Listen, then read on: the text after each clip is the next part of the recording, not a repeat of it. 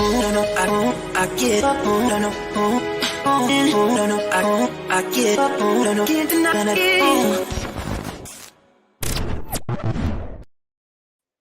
morning, everyone.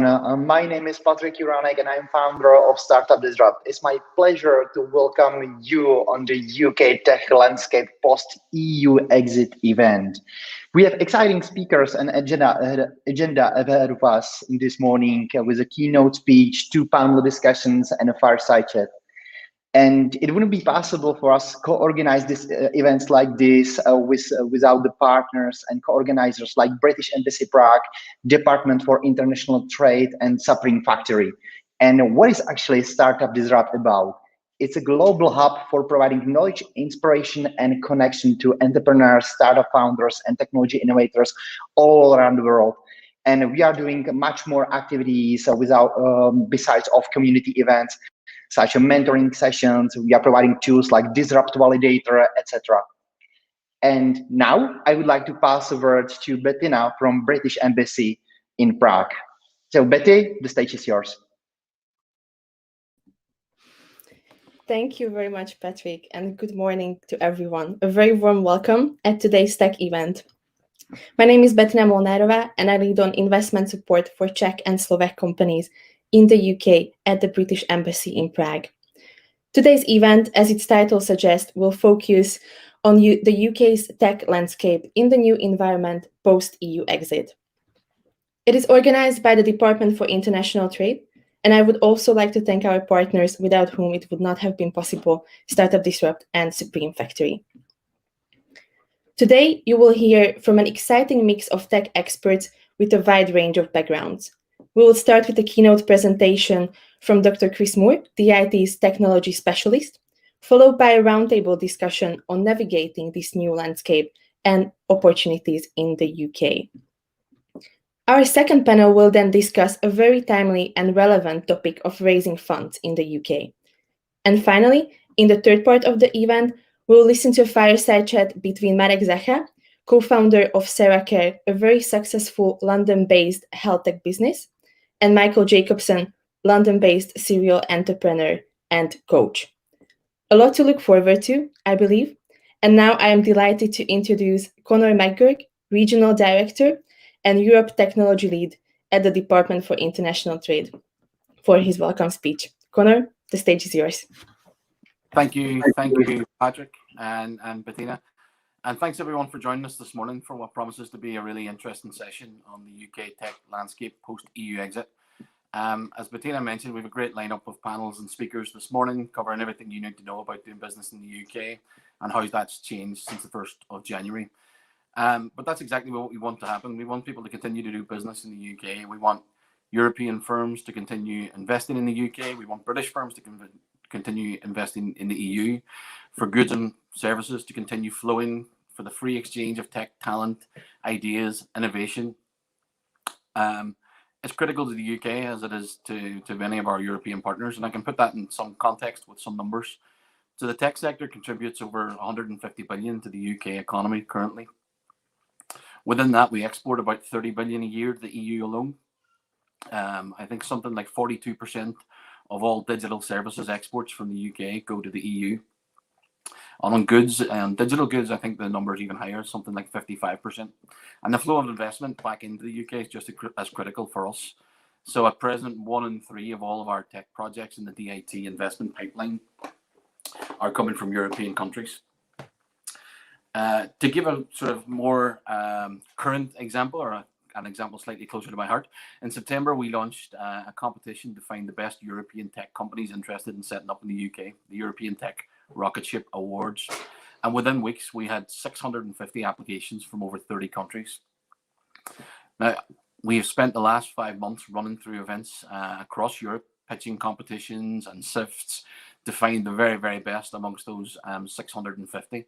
And within those last week, we identified our 8 category winners, and including 2 brilliant companies from this part of the world, Innobat from Slovakia and Alsad Medical from Hungary.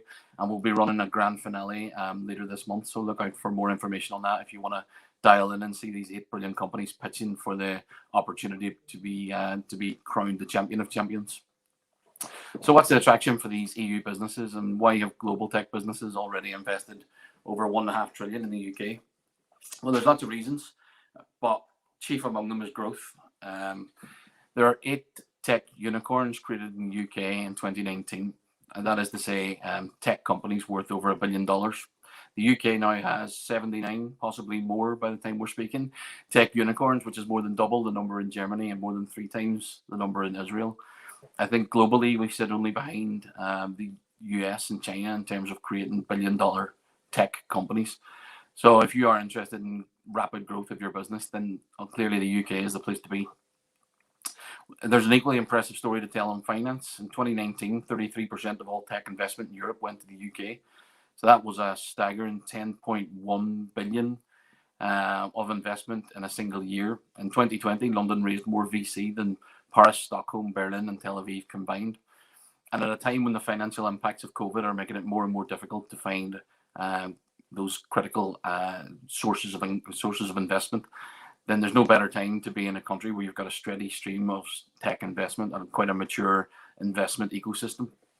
And there's much more besides, and I don't want to talk too long because I know others need to speak, and there are others who can talk about this much better than I can, but there's a high quality workforce, talent attracted from around the globe, homegrown talent coming from some of the world's best universities. Those same universities are doing some world-leading research and development. We have a developed ecosystem of networks, clusters, collaborations. And actually, at this point, we should stop and just make a really quick point.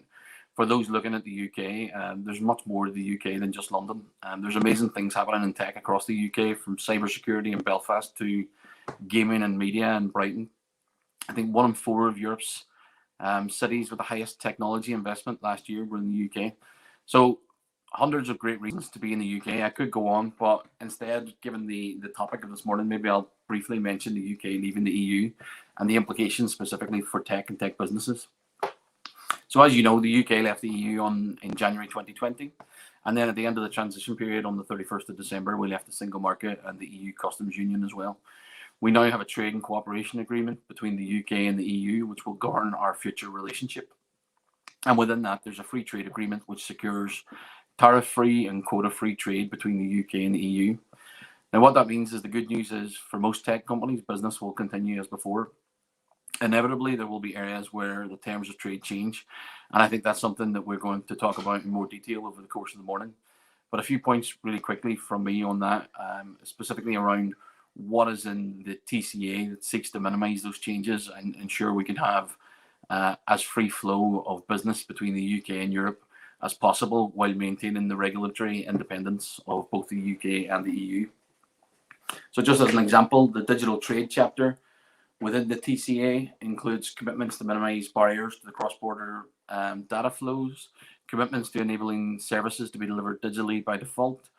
There are protections for e-commerce consumers, a framework for UK-EU cooperation in cybersecurity, commitments to protecting businesses' intellectual property and technologies while they're operating in each other's markets, and an agreement to work collaboratively on key emerging technologies such as AI and quantum. I would probably add to that we've had positive news in the past few weeks that the European Commission has recommended the EU grant the UK data adequacy. And what that recommendation means, when accepted, as we hope it will be by the European Parliament, is that personal data can continue to flow between UK and EU entities with no new requirements for business, which is great news if you're operating across both markets. So taken together, all those digital provisions in the TCA are some of the most ambitious in any FTA in the world. Over and above that, it also commits to significant future collaboration to continue to facilitate market access between EU and UK companies. So a reasonably positive story considering some of the negativity that has surrounded the EU exit narrative over the past few years. And hopefully we're moving beyond that to a point where people can think about, as I say, opportunities, growth, and what each other's markets can deliver to help us achieve our success. So I will just leave you with one final request, which is that if you want to know how to take your company to the next level, enjoy this morning's sessions, think about what the UK can do for you and your business, then come and talk to the great DIT teams that are located all across Europe, and we'll be happy to support you however we can. Now, I believe we have a short video before Bettina will take us through the rest of this morning's session. Thanks for your time.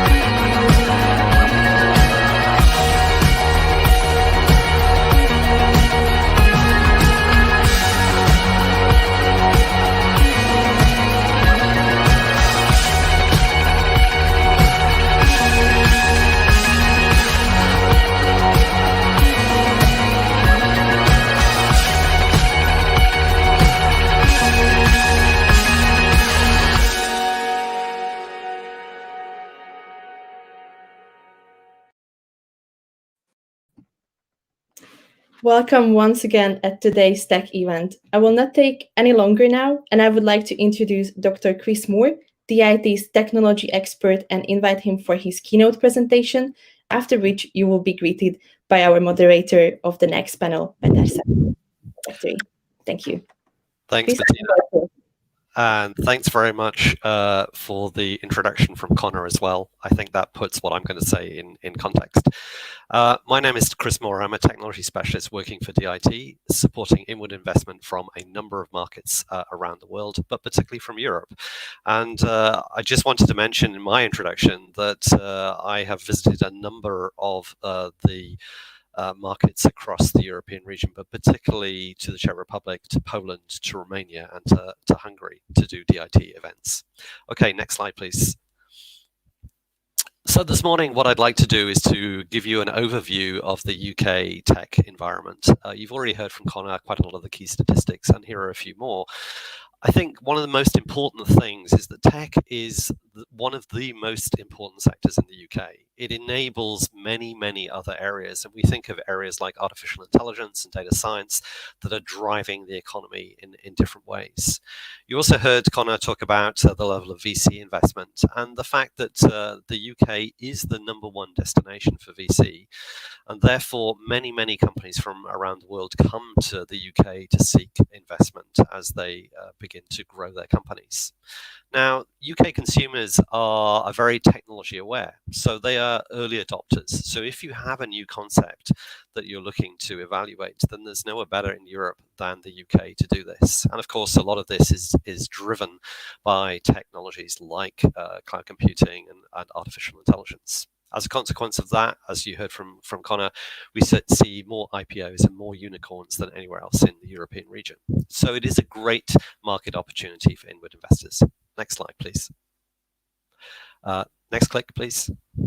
Now, we cannot get away from the fact that over the last year or so, COVID-19 has impacted all businesses and all individuals on the planet. And what has this manifested itself, or how has this manifested itself in the UK? Well, not too surprisingly, the rate of retail online has gone through the roof, as you can see here from this chart on the left. And this means that all businesses have moved online. Now, some of them already had a very strong online presence, but the vast majority have needed to do something new. And therefore, there have been opportunities in user interface, user experience, in education, of course, in payments and other financial technologies, and of course, communications. So you think about the number of different platforms that people are using to communicate. Now, all of this technology online has been driven by, again, data science and AI, and we see the application of some of those component technologies in other areas which are very important currently. So the application of technology to healthcare, if it's the quest for a new vaccine, or if it's just better engagement with individual patients. Next click, please. Now, of course, all of this is needs to be balanced by the fact that we need to work in a secure environment. And as you can see from the statistics on the right-hand side, there's been a surge in cybercrime. And this is not just in the UK, this is internationally. And therefore, we've seen stronger demand for cybersecurity technologies around areas like identity management and, of course, having a secure cloud infrastructure as well. Next slide, please. Now, over the next few slides, I just wanted to give you a little bit more detail about some of the key themes. And again, you saw some of these in the video and in Conor's presentation, Conor's introduction. Data analytics is an important technology for a number of reasons, but it's because it drives and gives information about many other sectors. You can see how significant this is in terms of the data presented on the slide. But why is the UK good? Well, we have well-developed expertise in the shape of key institutions and universities, but also it's a little bit easier to access data in the UK than some other markets. So for instance, in healthcare, NHSX is driving the access to data, and there are organizations like the London Data Store that help this in individual cities. And of course, the UK is a location of choice for many, many companies. And here are just a few examples of large companies that have set up data analytics facilities in the UK over the last few years. Next slide, please. Now, Arguably, one of the most exciting areas currently for technology is artificial intelligence. And there are many reports that indicate how significant AI is going to be over the next few years. And here again are some numbers to support that.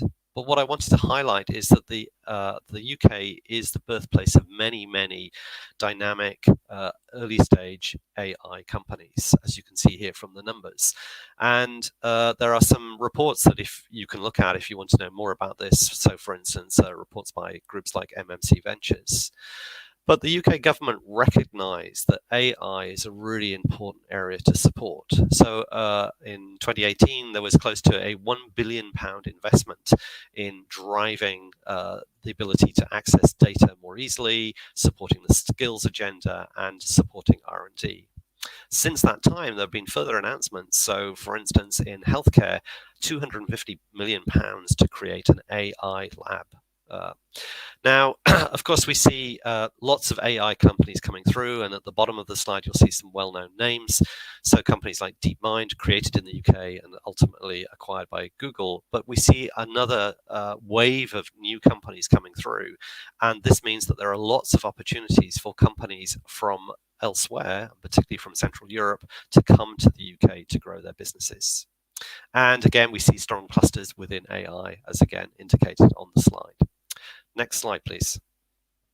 Now, just to give you an example of one of the assets, the Alan Turing Institute is the national facility for AI and data science. They have a collaboration with some of the key universities in this field, but also strategic relationships with a number of larger companies and increasingly partnerships with medium-sized companies as well. So as a first port of call to understand more about what's going on AI and data science, the Alan Turing Institute certainly does that. Next slide, please. Now, I wanted to talk also a little bit about the Internet of Things and 5G.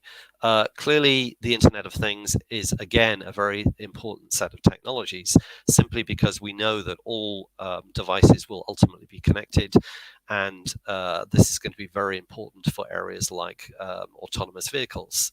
But if you look in tandem at what is happening in 5G, the UK is a great test environment for 5G technologies. We have a national innovation centre at the University of Surrey, but in the last few years have introduced a number of test beds, so environments where companies can come and work with other partners to evaluate and test out their technologies in a 5G environment. And there continues to be more investment in this area, and in particular in transportation, but also in manufacturing and logistics and a number of other areas, as you can see on the slide. Next slide, please. Now, closely linked to 5G and IoT are initiatives around smart cities. And the UK has many, many smart city initiatives, so in key cities like Bristol and Milton Keynes and Glasgow. And on the right of the slide, you can see some of the component technologies and applications that support smart cities.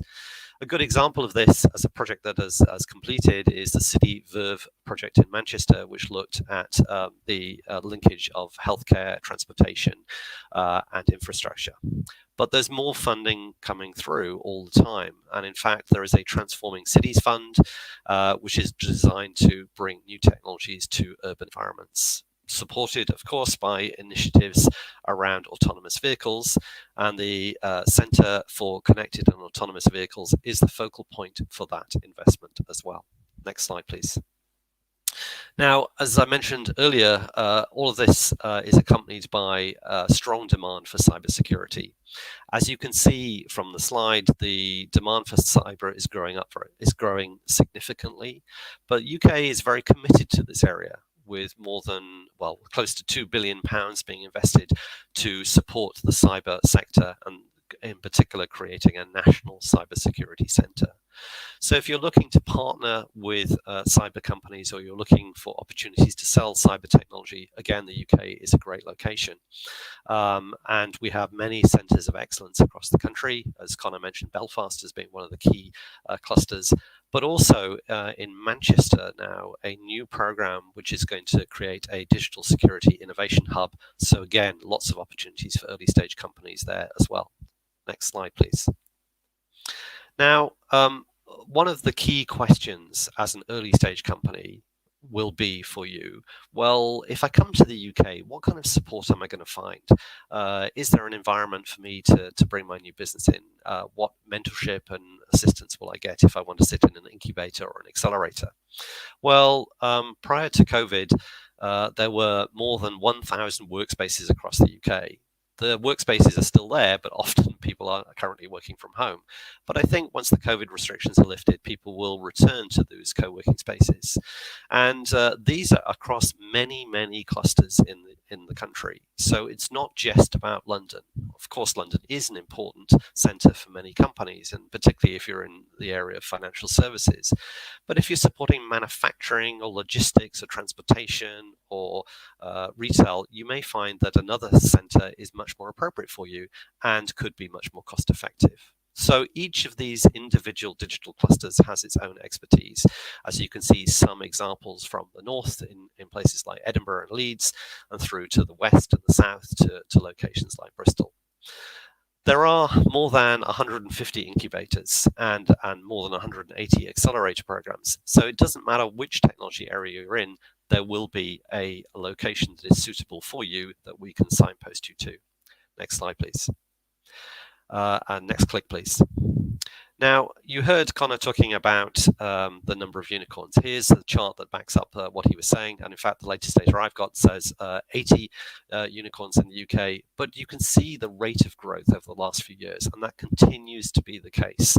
And therefore, we see that the UK remains a destination for any company that is thinking that they may be becoming a unicorn over time. Next click, please. Now, it's not just DIT who says this. I think one of the interesting reports that's come out very recently was the EU Startups report, which indicated that if you go out and look at all of the attributes for an environment to support early stage companies, London comes up top of the list because of the size of the cluster, the fact that there is so much funding available, and the fact that the cluster is very mature. So it's a lot of experience to help early stage companies. Next slide, please. Now, I mentioned a minute ago the number of accelerators, and I wanted to go into a little bit more detail here just to give you a sense of that ecosystem and how it works. Next click, please. So there are, of course, well-established accelerator programs, internationally recognized ones like Techstars and homegrown ones like EF in London. Next click, please.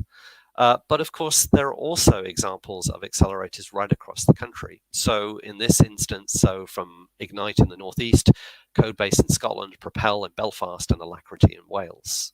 Next click, please. But what we've seen in the more recent past is the growth of sector-specific accelerators. And again, these cover pretty much every conceivable tech theme you could think of. And again, some examples here: Cylon in cyber, in the Bakery in digital marketing, Digital Health London, BetaDem, which focuses on IoT and 5G and cyber. Next click, please. And the other trend that we've seen in the last few years as well is the growth of corporate-backed accelerator programs. So if you are particularly interested in working in the telco sector, organizations like Wyra, supported by Telefonica, but also examples here from automotive, from fintech, and from retail. So lots of very familiar names are running their own accelerator programs in the UK. Next slide, please. One of the other programs that has been very successful in the last few years is the range of growth programs supported by TechNation. TechNation is supported by government, but it is the organization that supports entrepreneurs on the ground in the UK. They run programs which are designed to help grow the next generation of unicorns, like Upscale and Future 50, but they also focus particularly on some key technology themes. And those are given on the right-hand side of the slide. So in areas like cyber and AI and net zero, which is focusing on clean tech and sustainability. These growth programs, you have to be selected to join. There's no equity provided, but there's no equity taken, but they provide a huge amount of help and guidance for companies to grow, to access funding, and to reach new customers. Next slide, please. Now, we will hear later on today more detail about how to access funding, but I just wanted to highlight very quickly some of the opportunities here. Of course, we have in the UK all of the expected routes of funding, so VCs and business angels, but also the role of corporates, debt funding and crowdfunding is very important too. Most of these routes to funding will require you to have a formal UK presence, but we know that that's very easy to set up a company in the UK.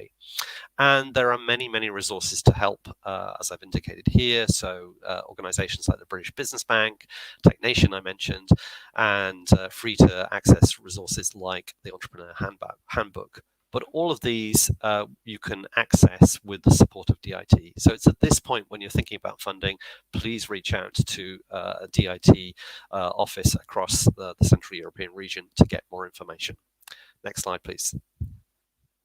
Now, some of you will be tech or R&D intensive organizations where collaboration with universities will be important. The UK spends a huge amount of money in supporting R&D through organizations like UKRI, but there are many, many ways to engage with universities. So all of the traditional routes you would expect, but also centers for doctoral training, which give you the opportunity to work at very low cost with a university on a short-term project.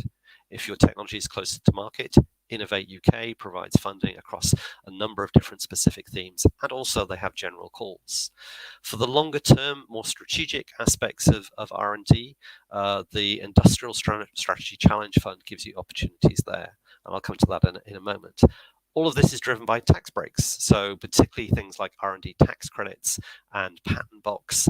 And again, we can give you a lot more information about those in a separate one-to-one call with you. Next slide, please. Now, I mentioned the Challenge Fund a moment ago. This is aligned across 4 grand challenges, which are indicated at the top. There have been more than 20 of these so far, but these are focused on those longer term, more impactful areas of technology. So looking at things like self-driving cars, robotics, and quantum technologies. Next slide, please. One of the other themes in the UK is the existence of a number of innovation centres. These are called catapults, and these provide support across a number of different areas. There are 9 of these altogether, covering everything from manufacturing through to healthcare. But here are 2 examples for tech, one in digital, focusing on areas like AI and immersive technologies, and the Connected Places Catapult, which focuses on technologies to support smart cities. So again, depending on which area you're in, plenty of opportunities for collaboration. Next slide, please. Equally well, we have regional innovation centres, and here are some examples from Scotland.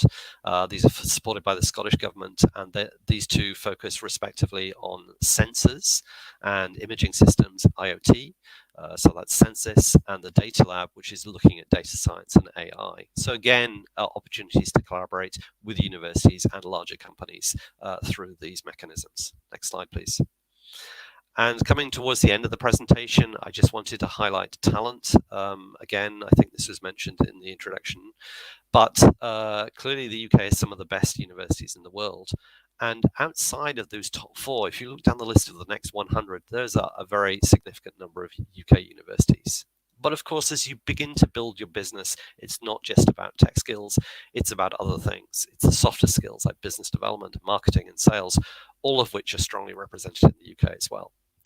There are lots of opportunities to attract different types of talent, but also think about apprenticeships, which give you the ability to have subsidized support to bring in young people into your organization to grow the talent yourself with significant up to 90% support for the salaries for those individuals.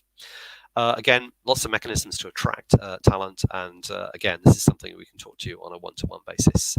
Next slide, please. And finally, we're here to help you. DIT has a presence in more than 100 countries worldwide. So if you're using the UK as a springboard, say for North America or for the Middle East or other markets, we can certainly help you. And providing help around all those other things that you need to establish your business. And again, we will have other experts talking to you about things like visas later on in today's session. And next slide, please. And finally, we know we're all working in a virtual environment, but there is still the opportunity to participate in UK tech shows. and some of these will move towards hybrid and then ultimately fully physical later in the year, we hope. But here are some examples covering different technology areas from AI to cloud and cyber. Just to highlight London Tech Week, which takes place in September, which is a very good starting point to know about the tech scene in general, but also the regional events such as Birmingham Tech Week and Leeds Digital Festival, which give you an insight into a particular region in the UK. And again, DIT colleagues will be able to advise and signpost you to the most appropriate events for your participation. And next slide, and I think the final slide, these are my contact details should you want to get in direct contact. Thank you very much for your attention.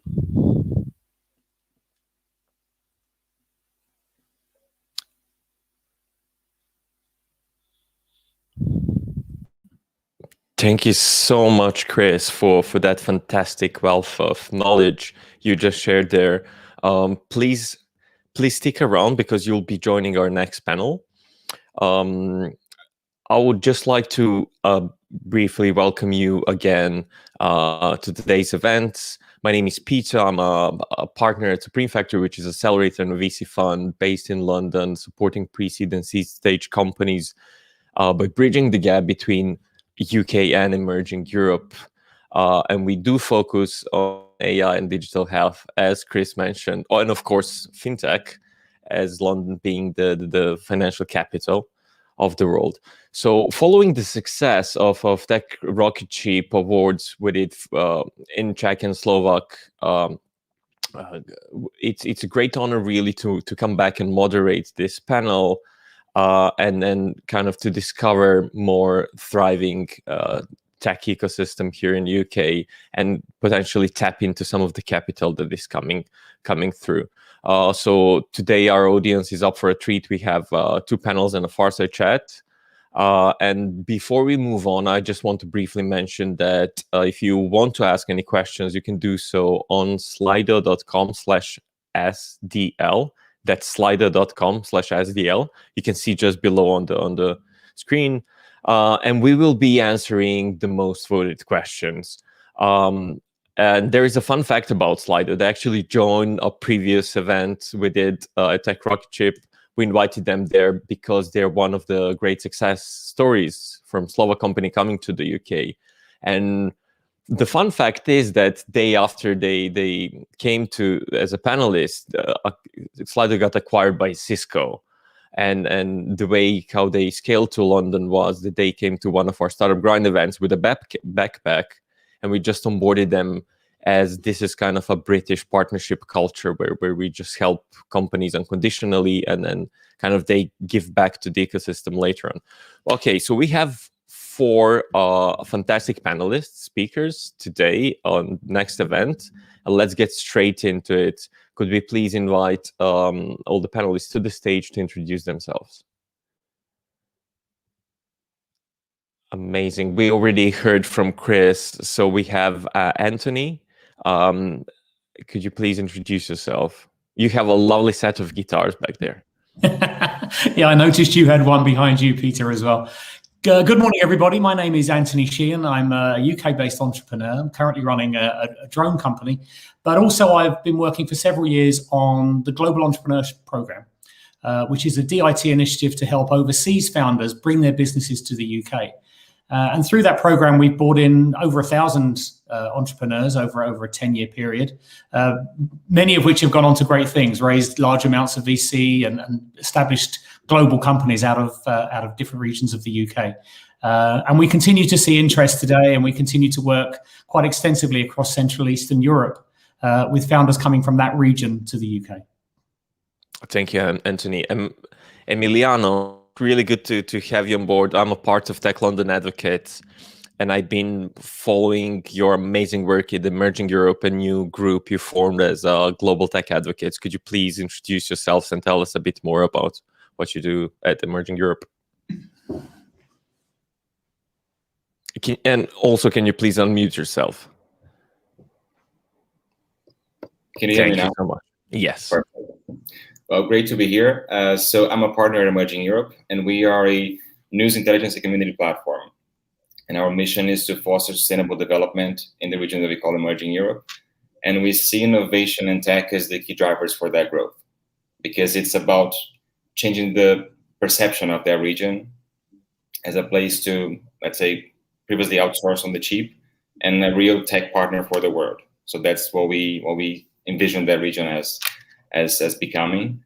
And as you mentioned, we indeed set up a group that is within the Global Tech Advocates Network that is basically bringing together this region to a global network and connecting to London, which is something we're very excited about. There's a lot of things happening already, and we see much more potential.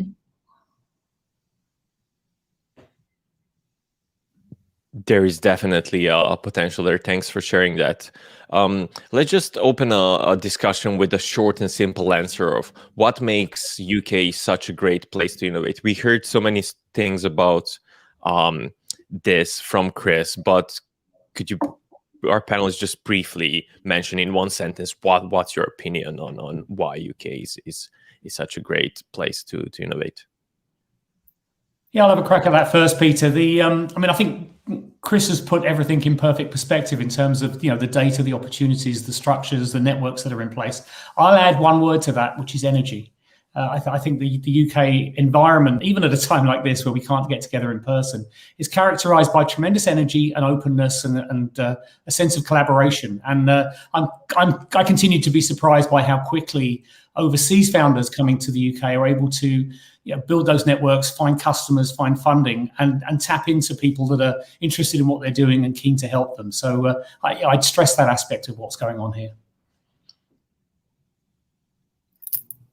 Yeah, I think that like Anthony said, Chris covered quite a lot of ground. And one thing he mentioned, that the UK is pretty much a springboard to the world. You can really go into North America or the Middle East or Asia from there. And there's a lot of eyes on the UK when it comes to what's happening in tech. So yes, there is lots happening. You have to really stand out.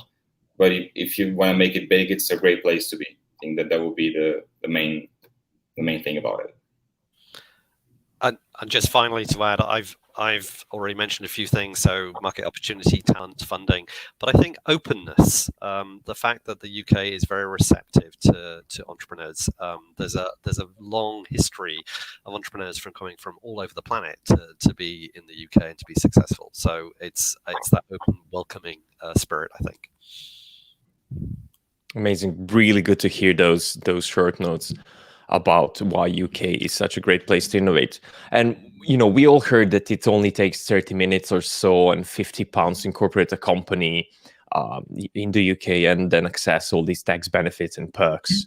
And there's really a great financial support. Chris mentioned, I believe, a future fund from British Business Bank, getting matching with whether you're a scale up or a startup from VCs and angels in their tax reliefs. But how actually it is easy to set up a company UK? What's your experience from that? Emiliano, have you heard anything? Or maybe Anthony could yeah, obviously part of the thing we have on our program is we're all entrepreneurs ourselves. So I've set companies up myself, and it takes half an hour to an hour to actually set the thing up. And as you say, the cost is about £40 or £50. That's actually not quite the whole story, to be fair.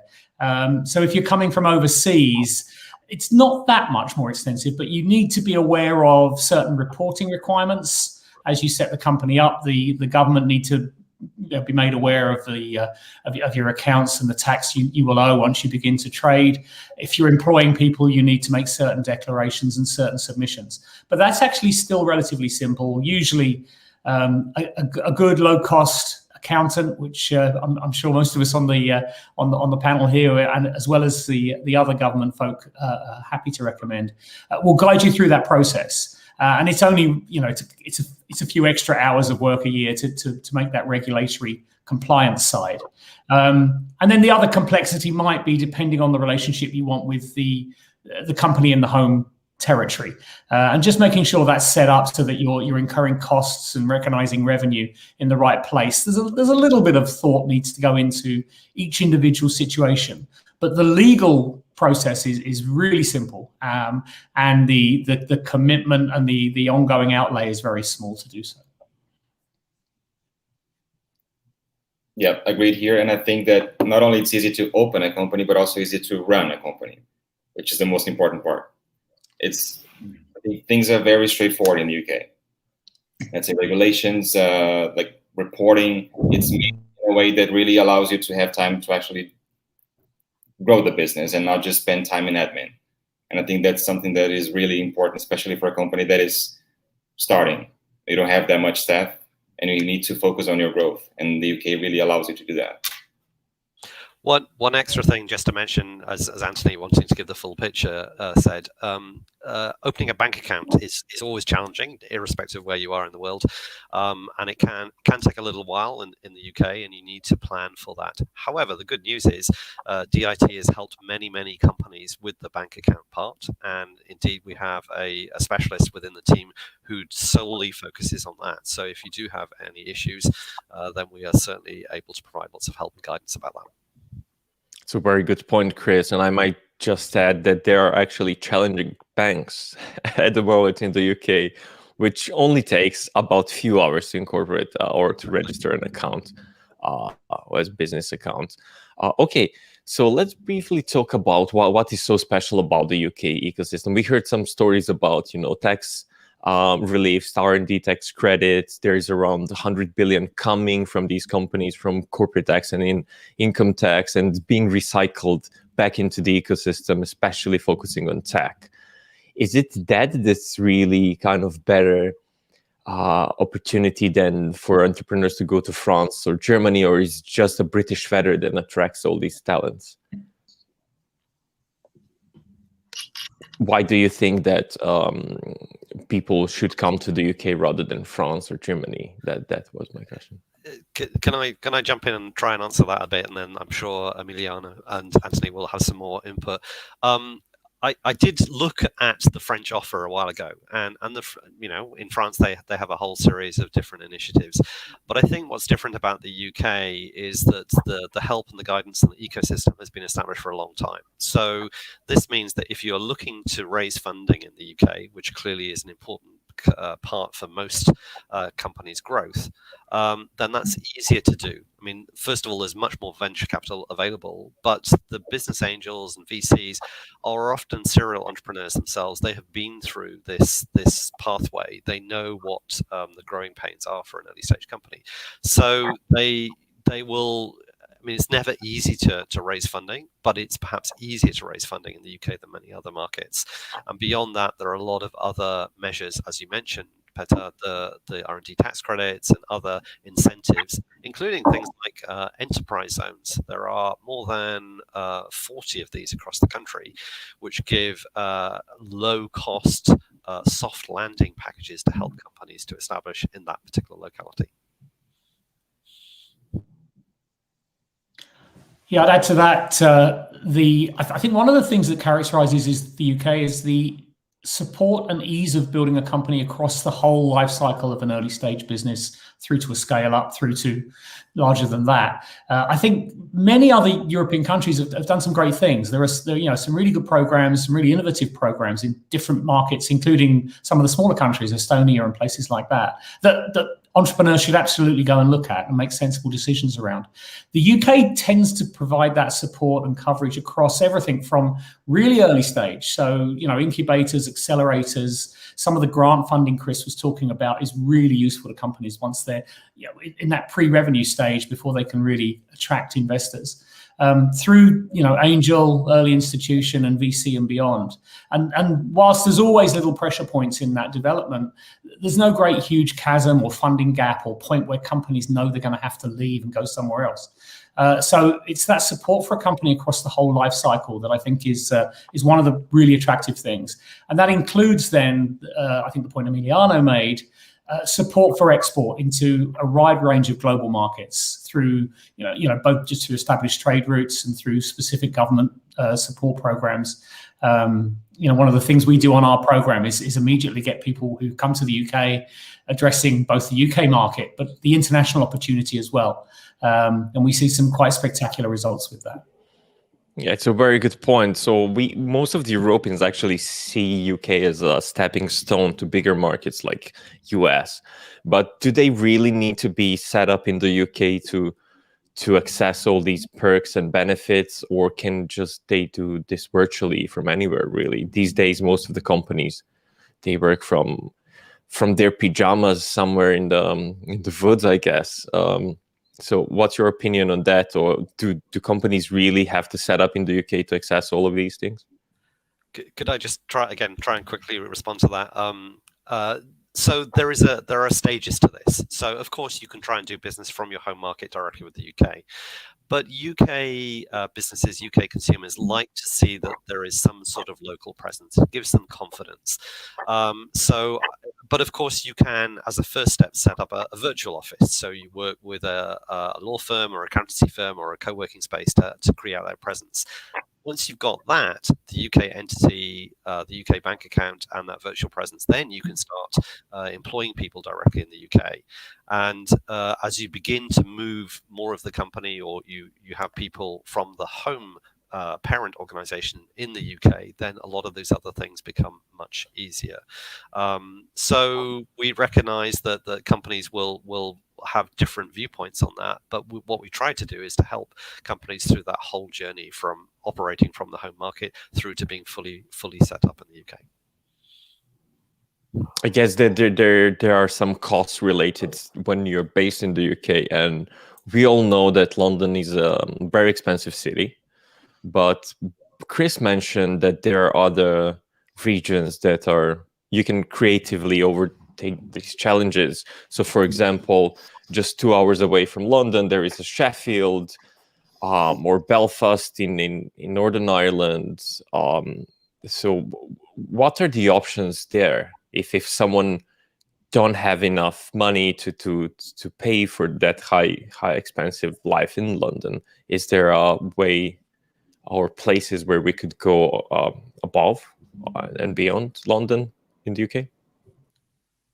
Well, yeah, very much so. I mean, the regional agenda has been one that's been under discussion for many years, and we've seen so many programs and centers of excellence actually, and areas of genuine expertise grow up around the country.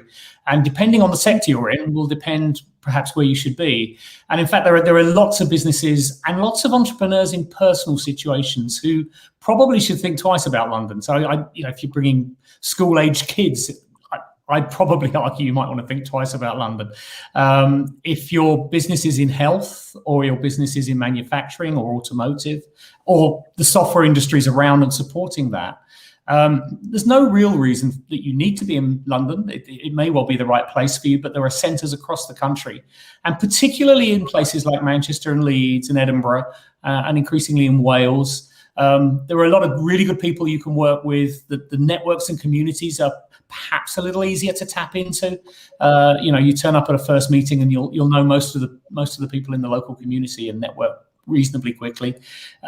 We've had businesses in the last couple of years go into, or me personally have guided entrepreneurs into Cardiff, into Yorkshire, and they're all doing very well. The main point is, I think you probably want to be able to access London. As you say, 1 or 2 hours away on a train, you've got most of the country. And there will be customers, there will be investment conversations you probably want to have there, but there's no need for you to be within a mile of Bow Bells, as we say. Chris, did you want to mention something as well? I think Anthony's covered a lot of the key points, but just to say, Manchester, for instance, the fastest growing tech cluster in the UK currently. But the difference in cost can be very significant. So if you take London as being 100%, by the time you get to Birmingham, you're probably about 70%. By the time you get to Leeds, that's probably 60 to 70%. And if you go to Belfast, it's probably 50%. But of course, I think, again, what Anthony said about the access or the ability to get to London quickly is an important thing to consider as well. Just one other thing on that, Peter, and also taps back into the last question you asked. One of the common models to do this also is for the founders and the business development people and the sales leaders to come across pretty quickly and start raising money and building a global company here in the UK.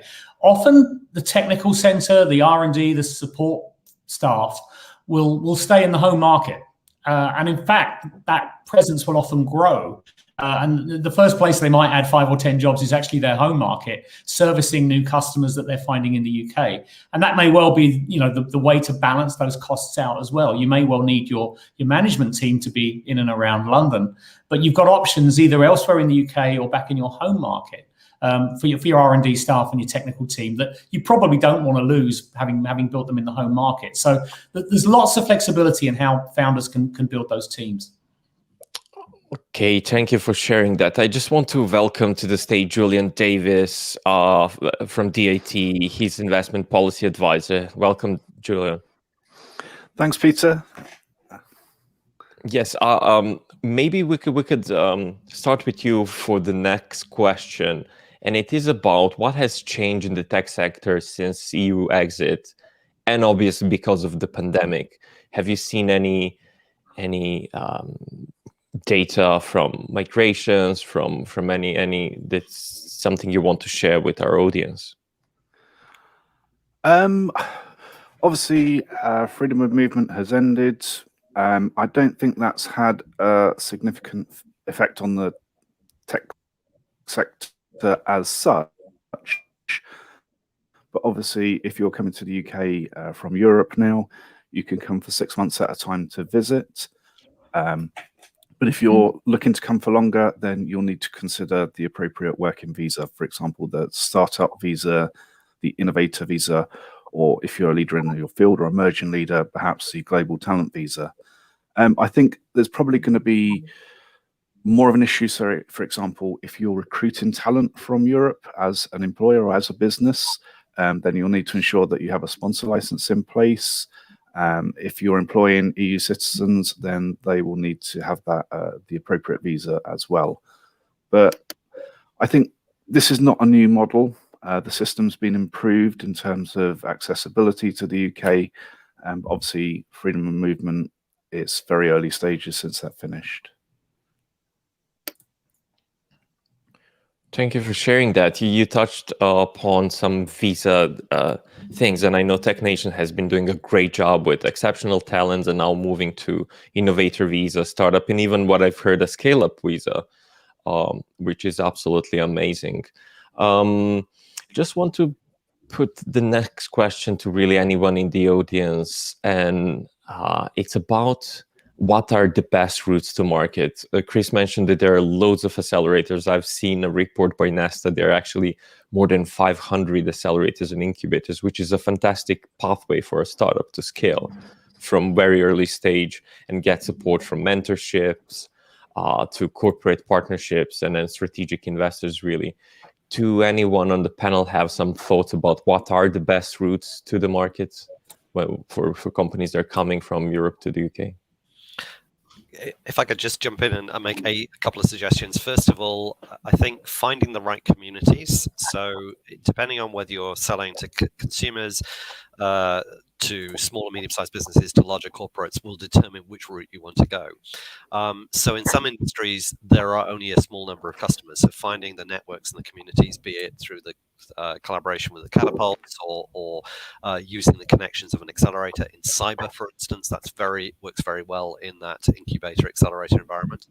But also thinking about other routes. So there are, for instance, lead generation agencies you can partner with. I mean, that's for a fee service, but they, on behalf of you, your organization, can reach out to potential clients. And there are other approaches, so using things like AI and data analytics to help you improve your online presence, for instance. There's a myriad of different approaches. And again, that's the kind of conversation that we can have with a company who's interested in the UK. Emiliano, from your experience, how easy it was to come to the UK and set up and run one of the most popular emerging Europe news medias?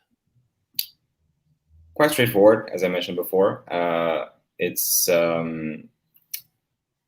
mean, setting up a company is very simple, like we talked about before. And I think that, as Chris said, now we have to find your ecosystem in a way and find a support network, and things just start happening from there. And just last week, we spoke to this company called Untitled from Lithuania, and they're actually moving their headquarters to the UK from Vilnius. which is funny because people talk about the other way around at times. And they said that for them, being in the UK is very important because they want that access to that startup ecosystem and really make things happen, being there and connecting with people. Of course, that's not that easy right now, but it's the key selling point in my point of view.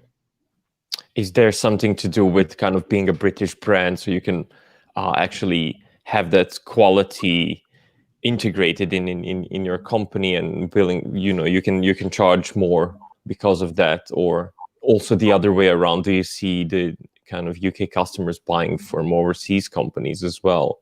What do you see in that? Do you have some data from emerging Europe on that?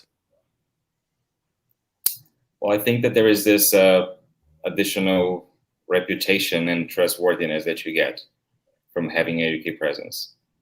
But if you're looking at, again, the UK market, because if you compare that with France and Germany, for example, there's a huge issue with trust in those markets. And we have a lot of tech companies that want to enter Germany or grow there, and they have to work with Germans to really build that trust first.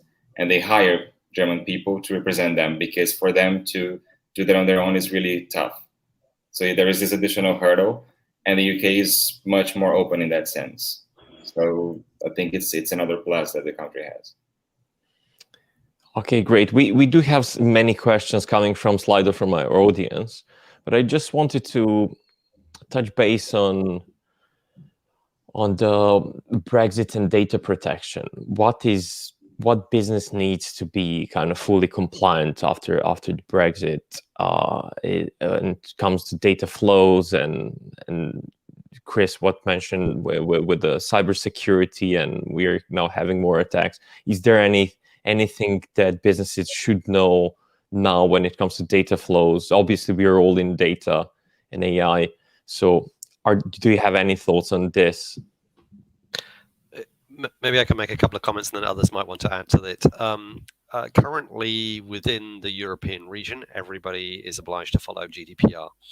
Now, the UK has been following GDPR, and there, as you heard from Conor's introduction, there is a move to get that to be approved essentially going forward with the European Parliament, so that data can be flow freely between the EU and the UK going forward. So that's one aspect, and I think also we have to look at the broader context as well, because a lot of organizations want to hold data in other parts of the EU, but to operate in the UK and then to sell other markets like the US. And again, we are perhaps in a better data regulatory environment than some other markets because of the good relationship we have with North America as well. But again, I would say if you have very specific questions, please let us know offline and we can answer them on an individual basis. Amazing. That's very helpful. And when it comes to Brexit impact, Julian, could you tell us more about professionals that are from Europe? They're currently working in the UK, or work permit or anything related. What's the future for them in terms of having employees here or employing other people? Could you tell us more about how is the situation with EU nationals here? So if you were an EU national in the UK before the 31st of December 2020, then you would have been able to apply for either pre-settled or settled status, and that would have enabled you to live and work in the UK quite freely. For those coming after 1st of January 2021, as I mentioned earlier, you will require a visa. So if you're coming to visit for up to 6 months, you don't require a visa. But if you're looking to move your business here, then you will need to look into the most suitable route to market, as I mentioned earlier. So you have the startup visa, which is for graduates, early stage entrepreneurs with innovative business ideas and want to set up a business in the UK. For this visa, you'd need to be endorsed by an endorsing body, which can be a UK higher education institution or a business with a history of supporting entrepreneurs. And there's no funding requirement for that type of visa. You could stay in the UK for up to 2 years, but it doesn't lead to settlement. However, you would be able to switch into another visa route, say, for example, the innovator visa.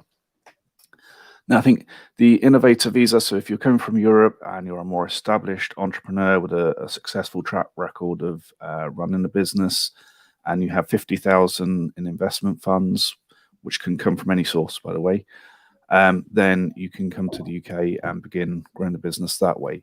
The visa lasts for 3 years, and after 3 years, providing the business has reached a certain level, then you could apply for settlement.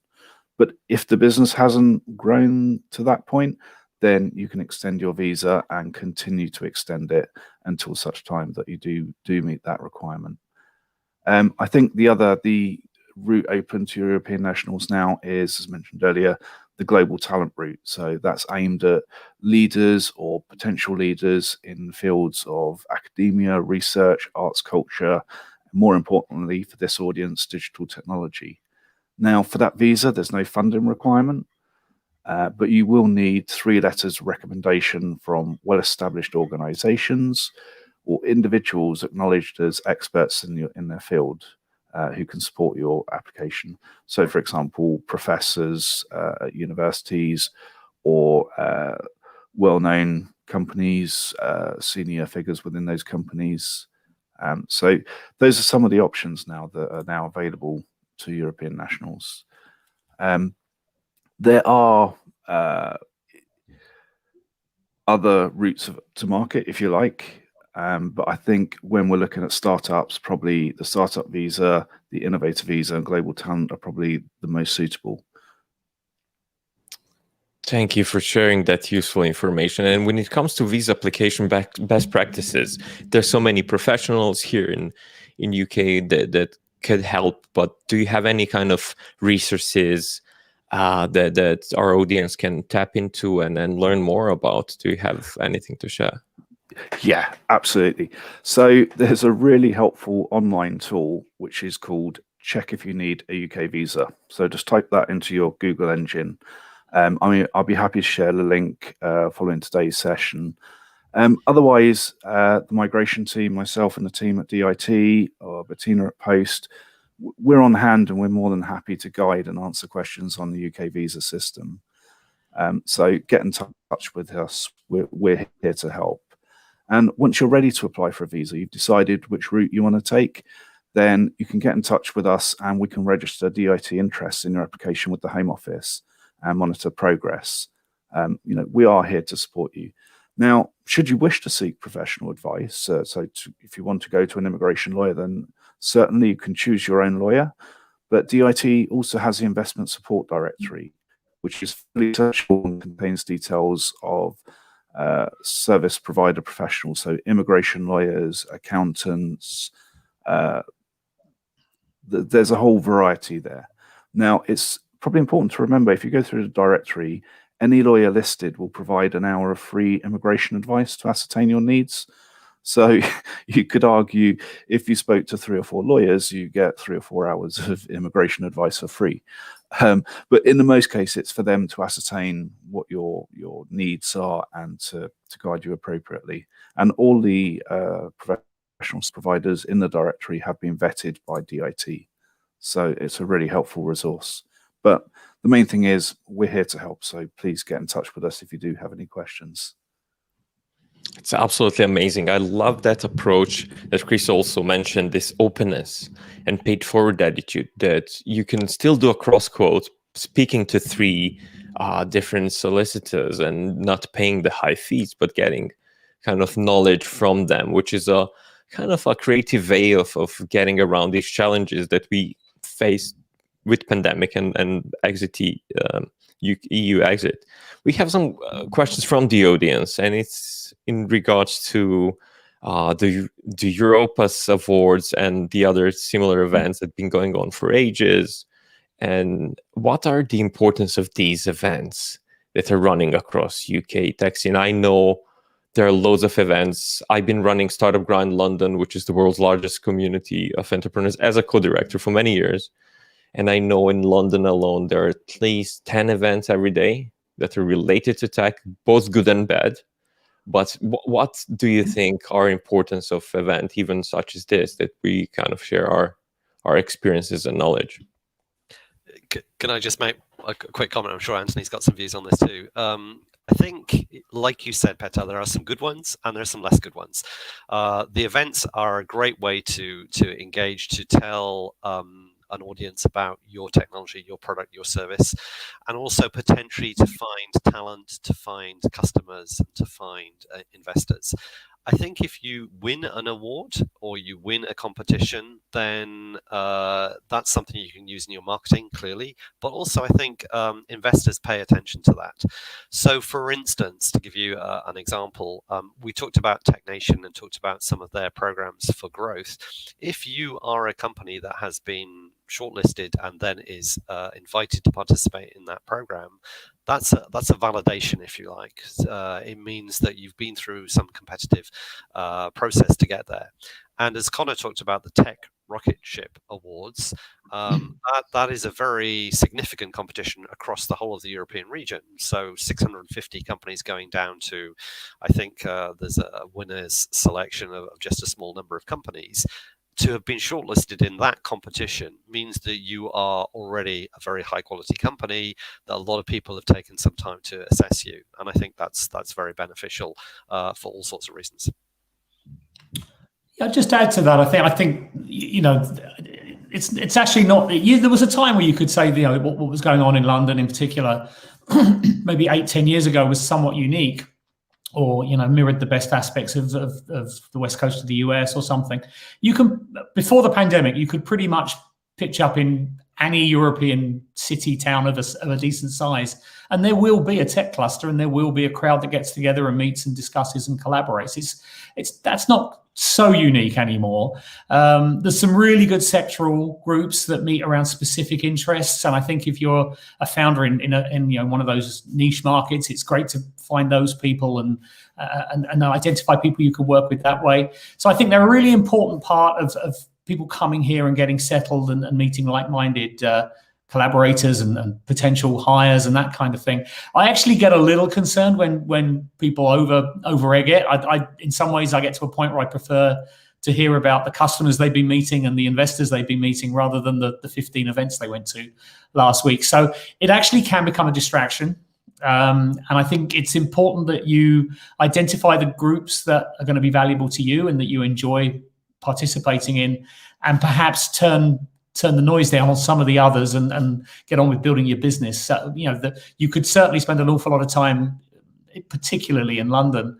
Once things open up again, I'm sure these things will all be back. And I do see people who put off the hard task of building a business, calling a customer, figuring out why their product isn't quite right, in favor of attending 100 events a year. So they're great, they're really useful, but in their place. Great. So finding that balance, as everything in life is crucial. Julian, please go on.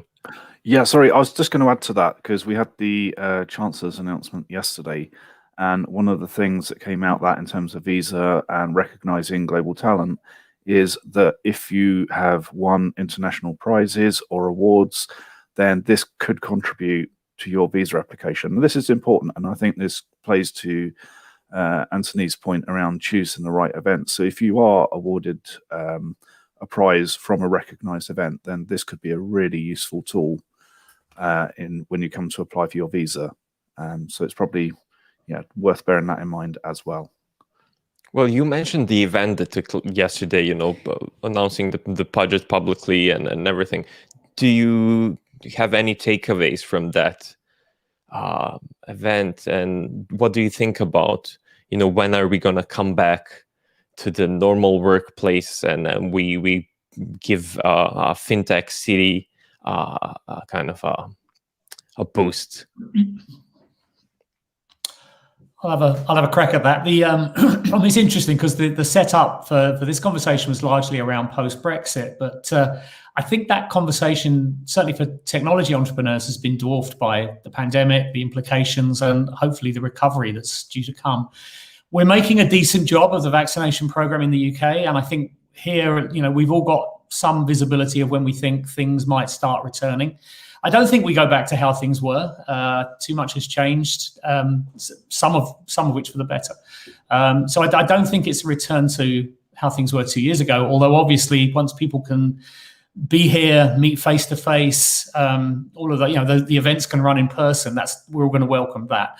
What I do sense amongst technology entrepreneurs is just a tremendous sense of opportunity. So some founders, including those in Eastern Europe and Central Europe, have been using the time really wisely to build their contacts, using things like Zoom to actually get better access to people they may have struggled to meet.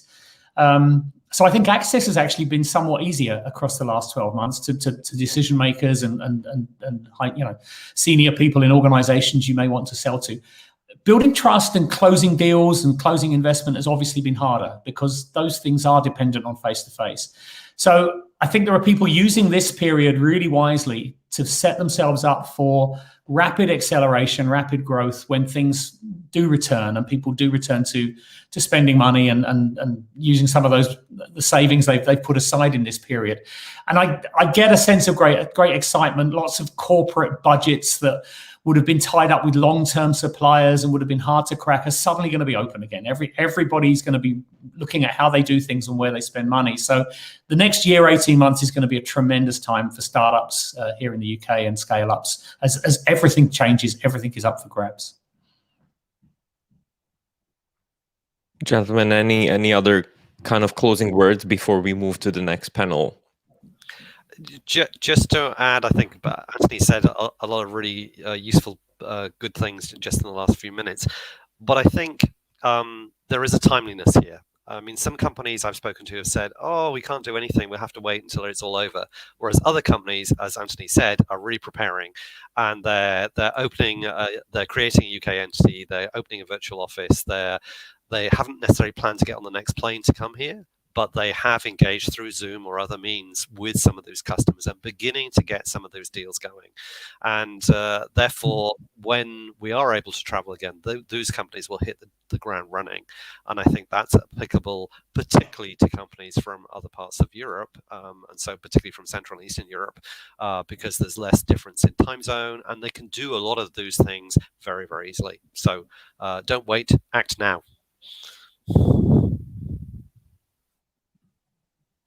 Amazing. Julian, would you like to give some closing remarks from your side and kind of maybe end with some of the positive notes on migration and then future of visas? Yeah, applying for a visa, it can be done online. It's much quicker than it used to be, and it's a relatively straightforward process. All the guidance is out there. There are tools to help you, and we can support you as well. So don't let this be a barrier. The UK is open for business. Obviously, we do have a pandemic around us, but it's still a welcoming environment. I think we are returning to life, a more normal life. And I think, as Anthony mentioned, with vaccinations and everything, I think we're going to be open quite soon. It's looking really, really positive. So don't delay. I think get yourself set up and prepared and get in touch with us, and we're happy to help take you forward. That's really great to hear. I believe we're just a few months away from, world being vaccinated, and then we're coming back to the new normal. So I just want to thank all of our dear panelists for joining us today. Such a great wealth of knowledge and experience. Thank you for sharing all the fantastic talks. For the audience that ask questions, we'll make sure to answer them. Feel free to connect with Chris, Anthony, and Julian over LinkedIn, or you saw Chris's email as well, or get in touch with me. We're now moving to our next panel. Thank you again for your participation here. But next panel is really interesting and gives me great pleasure to announce two ladies in a VC, in a sector which is still it doesn't have enough female founders and female investors. So it gives me a great pleasure to invite to the stage our next panelists. Monique welcome. Hi, Peter. And Emma, welcome. Yeah, would you please be so kind to introduce yourself? Monique, should we start with you with Soho Ventures? I'll go first. Yeah, so hi, I'm Monique. I'm one of the co-founders of Soho Ventures. We're an all-female-led early stage fund based in London and Vancouver, where our experience ranges from founders, investors, operators, and government advisors. Actually, one of my colleagues is ex-DIT. We've invested just over 55 million across 50 companies in our previous roles as investors. And prior to launching Soho Ventures, I was part of a founding team of another early stage fund where I managed 4 funds and £20 million. So at Soho Ventures, we're a thematic investor. So we look for founders delivering global solutions, reaching wider communities in a sustainable and socially responsible way. We target companies typically at late seed, so anything kind of from pre-Series A, and ideally post-revenue. So we specifically look for companies that have ambition to scale globally. Thank you so much. Emma, would you please introduce yourself? No problem. My name is Emma McRae. I'm a lead investment director here at Fortunas Capital. As it currently stands, Fortunas is the largest impact investment fund in the UK. We have a £250 million impact fund and a £50 million R&D fund. We're also a Home Office endorsing body, so we work very closely with the government to seek innovation from around the world and help settle those businesses here in the UK. We offer an incubation stage for very early startup phases, and then we can transition them all the way through into our VC fund for further funding as we go. We kind of look at heavily into the tech sector of the fintech, biotech, and wellness. We look for ideas that are solving a global problem through innovation. And we have very close contacts with the DIT to help look through their deal flow and find the best opportunities from around the world to bring back here to the UK. Amazing. Thank you for the introduction. I really like when investors tell a story about their focus, the stage of the companies, the sectors, the ticket sizes, and everything else. So that's fantastic. I just want to demystify how easy is to raise funding in the UK right now. Sorry, Monique, after you. No, go ahead. I think, the UK is a very friendly place now to do business and raise capital.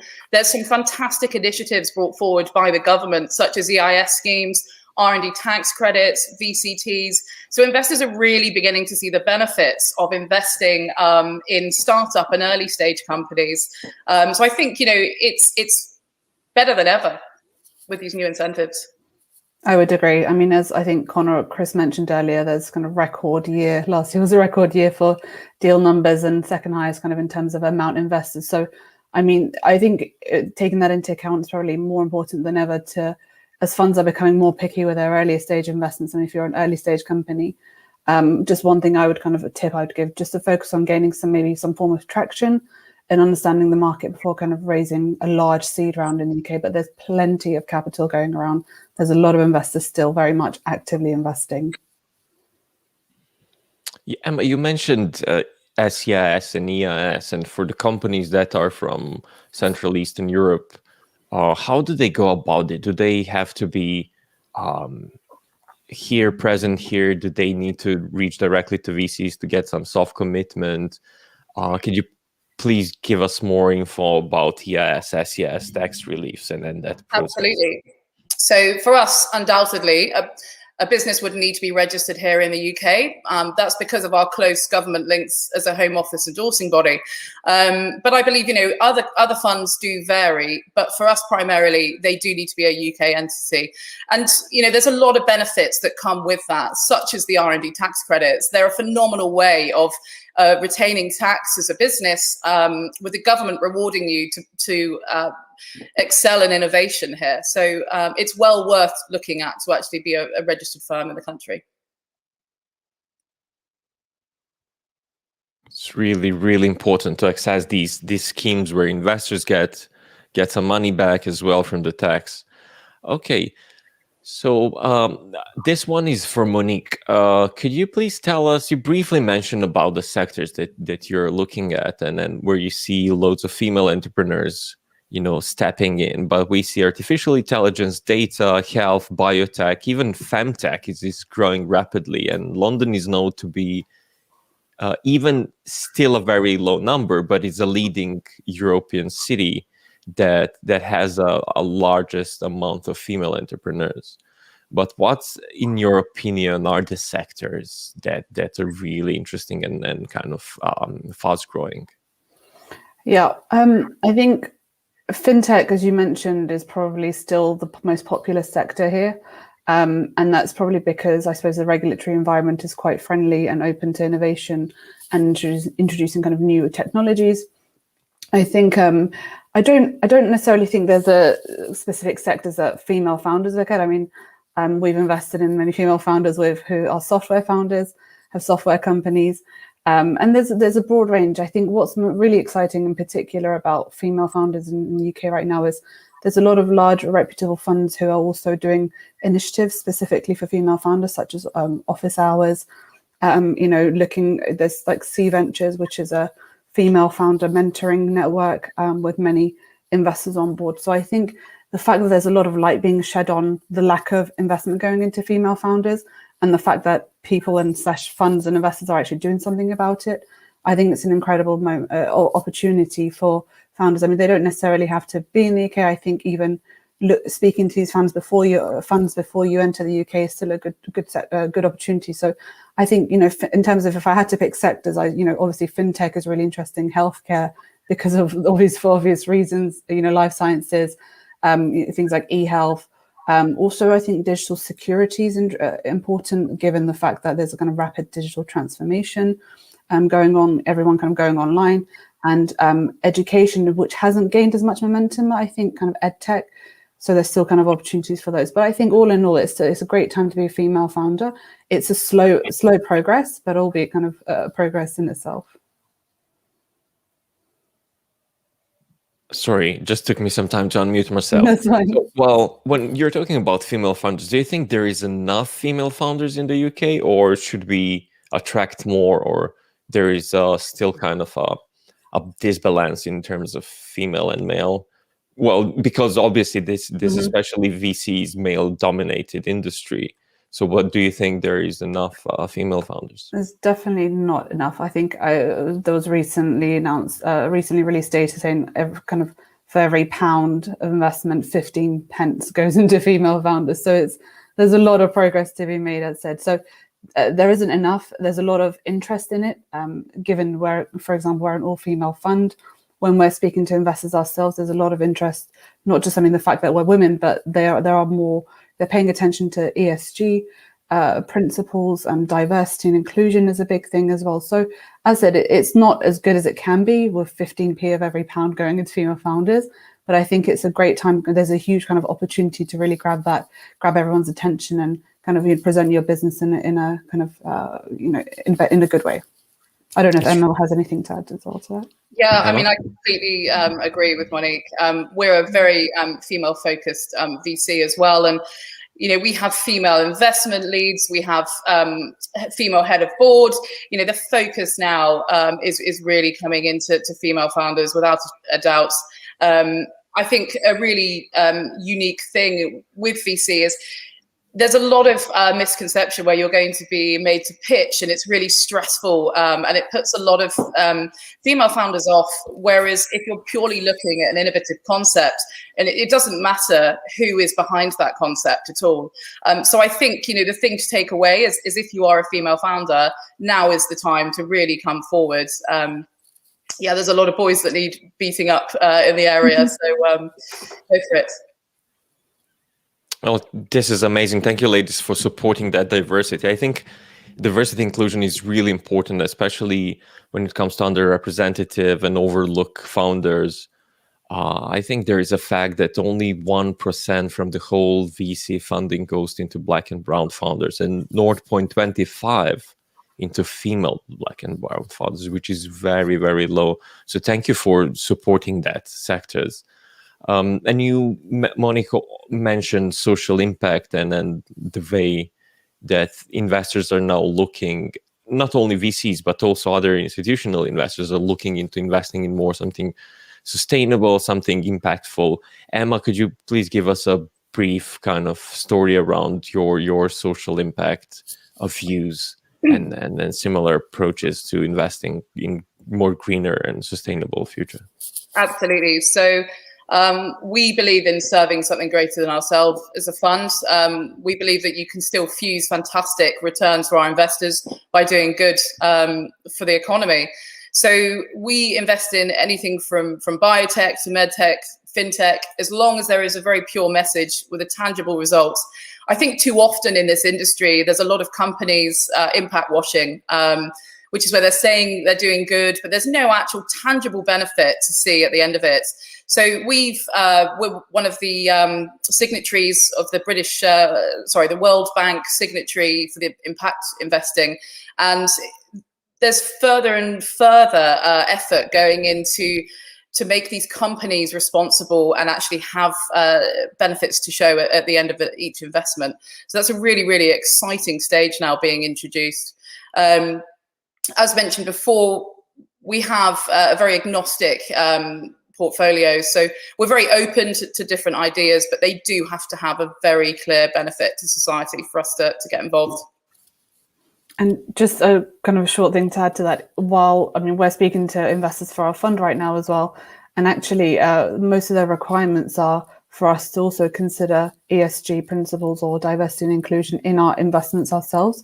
So it's not only something that we want to do, but it's also something that our investors are asking us to look at as well.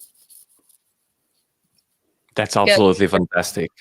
Yeah, yes, it's very exciting, like, I think, as you'd agree, for investors now to be prioritizing this, it's a huge move in the industry. And absolutely. Very positive. It's absolutely fantastic. Hopefully we will make much better investors, and our LPs will be more looking towards that, which is most important, I guess, to make change the source of the investments. When we're talking about impacts, what impact has EU exit had on this market? Emma? Well, I think it's a tough question to answer at the moment. But I think London will retain its place as its financial capital. And we would expect increased inflows of investees thanks to these new initiatives that have been put forward by the government. So we can only really see it growing in size thanks to those. Yeah, I mean, I don't think the VC industry has seen any impact itself from it just yet. It may be too early to tell. I mean, I was initially kind of worried about things like hiring of talent, but as the earlier panelists have mentioned, there's no danger of that happening. There's a lot of support at government level as well as investors. So, yeah, I mean, I think maybe it's unclear. One thing unclear to me is how fintech will be impacted with like regulatory requirements. But I said it's probably too early to tell. So far, so good. These are really good points. I think, well, fintech, as London is being a financial capital of the world, really, and we have a financial conduct authority as kind of golden rule, as we have with healthcare, with golden rule with NHS and golden rule of health. I believe we'll just get somehow through it with the sandboxes and everything that is in place. There is always a way through. But you mentioned a lack of talent, or a good founder.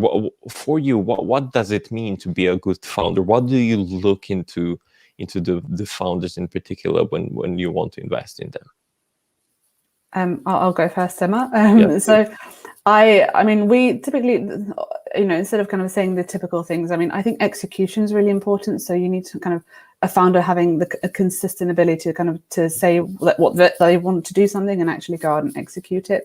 And then kind of tied to those also communication skills. So it's not a matter of just being able to execute well. I think being able to kind of communicate it as well with your users, your co-founders, whether your employees, investors. So I think, having the language and communication skills to kind of get people excited and explain what your business does in what couple of sentences, also quite important. And then just another kind of touch on that is kind of the internal motivation to, not to get discouraged when things go wrong. I think founders, when they things go wrong probably 90% of the time. I'm sure most founders can agree to that. But just stay motivated and kind of overcome bad decisions or kind of bad outcomes is also quite important. So just to stay passionate and always kind of look for solutions rather than getting discouraged and kind of giving up. Yeah, I completely agree with Monique. I think you do have to put your ego aside as a founder. You have to take criticism very, very well, because there are people that know the market better than you, especially if you're bringing a product into a different country. You have to be driven. There's no doubt you have to have the passion, but you do need to think laterally. You need to, like I say, you need to take on advice. If you're reporting to a VC, you need to have clear communication skills.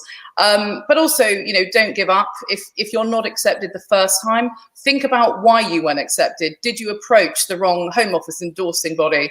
When you look on the Home Office website, it tells you each sector that they're interested in. So that's a really fundamental starting point, is to know who you're pitching to. But yeah, be able to describe your business in as short as concise way that you can, so that you're not confusing investors from the get-go. But I would suggest the overall is just, don't give up. Every successful business person in this world has taken a knock or two, and they didn't get to where they are, without having done that. So yeah, just keep going.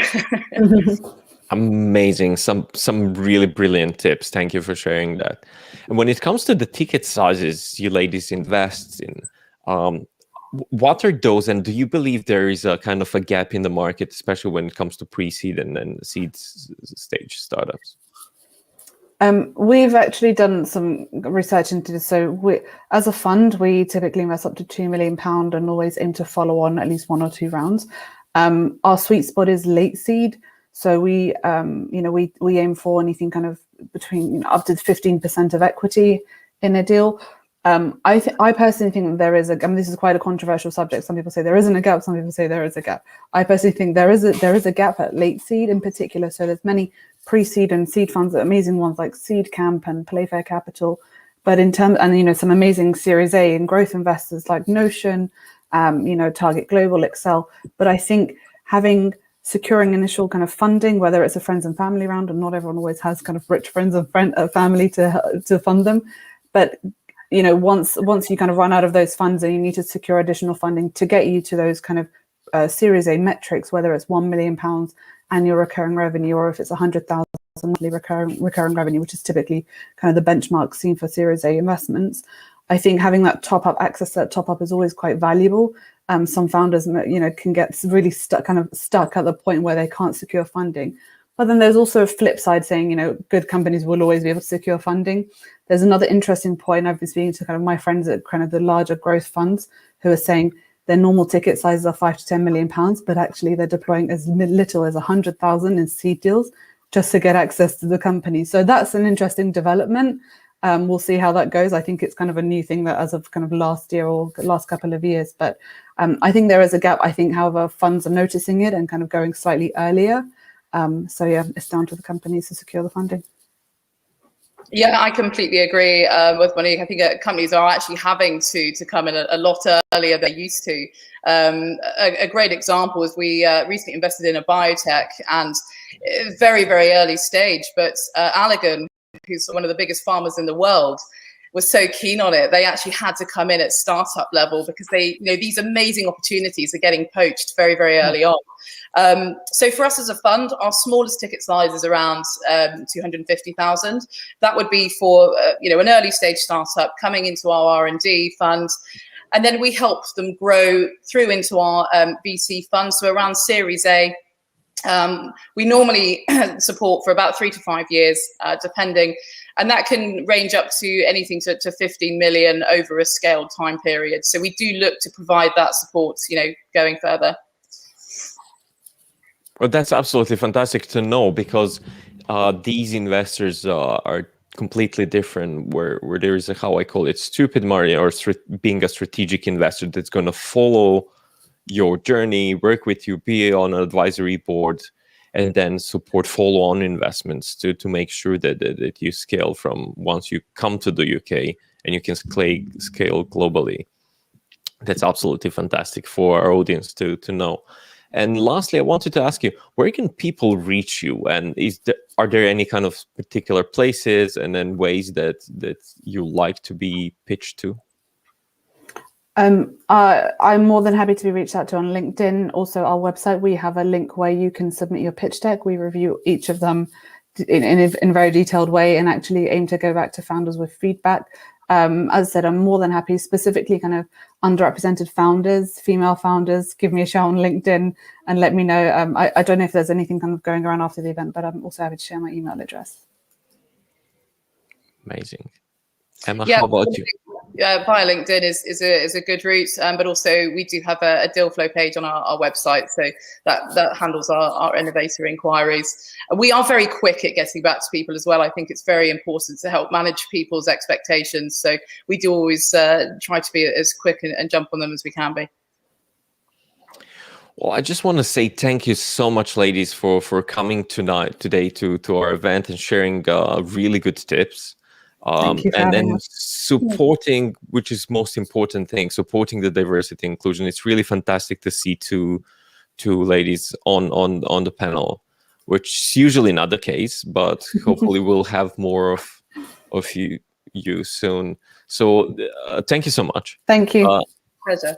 And it's now time for our third part of this event, which is a fireside chat that I'm really looking forward to. It's moderated by fantastic and brilliant Michael Jacobson, and it's all about technology innovators. Oh, hey, hello, Michael. Hey, Peter, how are you?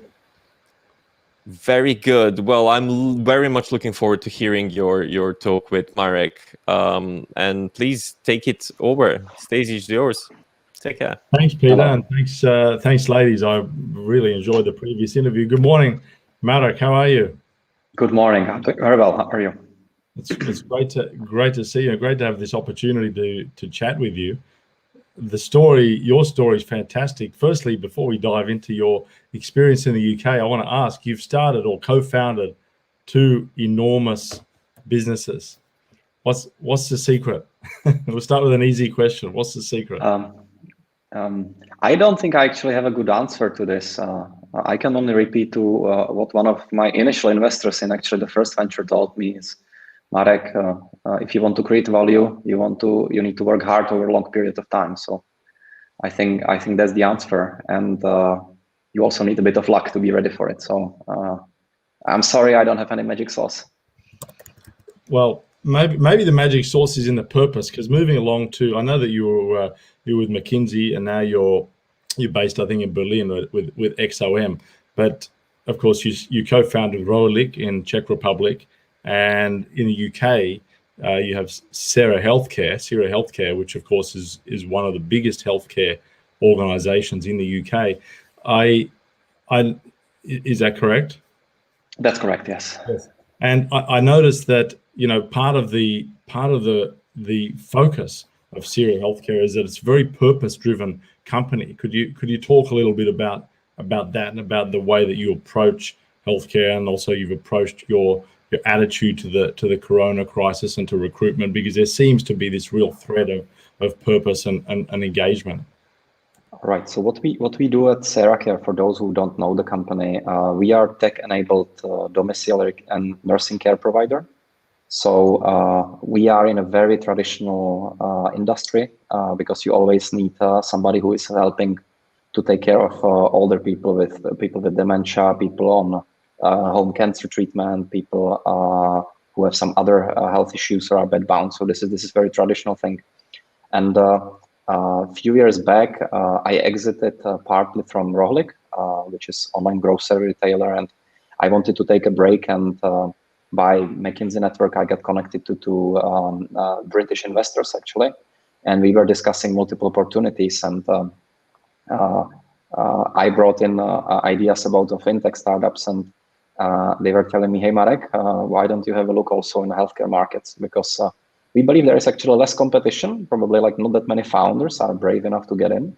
It might not look as sexy as obviously like crypto or some other hot topics back then. And you can have like a really solid business, and at the same time you bring a fantastic impact." So that was the seed that we planted and grew into SeraCare as you know it today, with over 5,000 employees. This is an enormous company. You've got 5,000 employees. You're quite an acquisitive company. You've bought, I think, some in 2020. You bought some healthcare organisations as well in Scotland. Correct. was former Mearscare branches in Scotland. That's correct. And we had several other acquisitions last year, and obviously for this year we plan the same. And before we dive into the more detailed activities, what's the long-term vision of this company? Obviously, it's always an important sector. Clearly, you've got engaged with it and ramped it up at a time where the society needed healthcare much more than ever before. But what's the long-term vision for this business in the UK, or in fact, taking it from the UK globally? When I came to UK and we were doing the first research on how this could work, I did several phone calls to current providers in the market, and there's plenty, and they are doing well financially and otherwise. And for instance, it was really hard to get in reach their customer support. It was very difficult to understand what the care plan is in place, and a lot of the work was done on paper at people's homes, and the oversight of how people get medication was also something that was not checked properly. And I was thinking, if you put technology in, you just can do this so much better. So this is what we started doing. And the mission is to genuinely improve the quality of life of people who need care significantly. At the same time, improve the job satisfaction and the work conditions for the care workforce, which is obviously one of the largest groups of people working in the entire UK and worldwide. And how do we do this? We do this through technology. Instead of writing a report on paper and then collecting them once a month from people's homes, you just file the report about the person at the moment when you are there. And you don't need to write notes that people are not able to read afterwards, but you can just press buttons. You can select what the mood level is. You can select the medication that you've provided. You can monitor the vital signs if that's necessary, for instance, and mandated by the GP or district nurse or anyone else. So the people spend much less time on the bureaucracy and the paperwork, and they can spend much more time on the actual care, what makes the difference, right? Because you don't need somebody like writing a ton of papers for you, but you need somebody to actually help you with your daily activities, with your washing, with your medication, or just be there for you because you don't have anyone else to talk to and you want to just have a company. Absolutely. And once you have this technology piece in place that makes it more efficient, then you can have also the added value that comes from having all this data digitally. So what did we start doing quite early on? We had medical students and other professionals actually score those reports. What is, for instance, the chance that this person will develop an infection? Is there a sign of deterioration in terms of dementia? Is there a risk of fall? Is there a risk of hospitalization? And from those, we were able to actually teach algorithm, which is not super sophisticated, but it's a standard deep neural network learning algorithm. And we are able to predict like the changes, like risk of fall, risk of hospitalization. And in case this highlights some risk in your patient groups, you can obviously start the intervention much early on. And this can have such a big impact for people. If you catch the infection 2 or 3 days earlier, there's the difference between just taking antibiotics at home and everything is fine in 3 or 4 days, and getting into the hospital and having a risk of follow-on hospital infection and further deterioration, because obviously some of those people are quite frail. So this is something that is dramatically improving the quality of service and impact for the service users, as well as for the bodies that are supervising it, regardless if it's a clinical commissioning groups who are supervising the hospital discharge, or is the local councils in the UK who are taking care of the elderly population in general. So it's extremely innovative technology that you're using, solving a big problem. And I believe that I think by 2070, the cost of an aging population across the whole EU, which I appreciate the UK is not part of any longer, but in general terms, cost is going to be rising to about 27% or thereabouts of GDP. So to be able to address this sector in such an innovative way is not only going to help patients, but it's going to somehow affect the overall economy and nations. Absolutely, absolutely, you're absolutely right. I think it's if you just look at the age pyramid and how does it develop over the next years, you see that this is a rising sector that obviously needs innovative solutions, because otherwise the cost of maintaining the care at the current levels would be just too high, and the service level would be too poor. Mara, can I just ask you, as a founder, you mentioned a little earlier in the conversation about when you're devising this business or co-devising this business, and you're making phone calls and you're having ideas, and I'm going to call this person and that person. As a co-founder, you're obviously been very hands-on with this business. I know you've moved to Berlin now, but you obviously really hands-on co-founder. I think, so I founded now, or co-founded 3 or 4 businesses. And I actually think that the business is like also very fragile. It's not a baby, I wouldn't call it a baby, but it's a very fragile organization. And as any new unit, you are quite, like the market conditions can change and the competition can change. And you obviously need to know all the nitty-gritties at the beginning to be able to successfully scale and test the first hypothesis. And maybe one advice for fellow entrepreneurs, if you are looking at the business plan, all the business plans that I got for all my businesses were wrong by a large margin. Yeah. If you are good, you put together the right lines in your P&L, so you will know where will you get money and what will be your costs. And I think what is actually very early on, as if you are building like a new business, not like another restaurant or something where you have a lot of benchmark from the market, to understand, for instance, what will be your cost of acquisition, what will be your transaction cost, what will be, I don't know, how much material will get stolen, lost, you will need to replace. You have no idea. And the purpose, obviously, of the different funding rounds, and as you go through the process and make the company more mature, is to verify those assumptions that you have in a blue or yellow color in your business plan, if you were right or wrong. And that's something that actually decides the success of the company, because if you are too far off, and you are too far off from any profitable unit economics, then it's obviously very hard to continue funding the business. That's great advice, because obviously so many people get so caught up with trying to make the business plan perfect, but it never will be. But I think that's excellent advice for all of us. And talking about funding rounds, you did a funding round. I think in 2020 you raised another $70 million US. Is that correct? That's correct. And so, what can you tell me about that? Did that take place with, obviously it's a US dollar raise? Was that out of the UK, or was that directly out of the US, or how did that work? And what was it for? It's a combination. We have investors from Germany, from the United States, from Britain. We have a bunch, obviously, of angels as well from the previous rounds in Seracare. We were raising during the COVID times. For us, it was not a problem.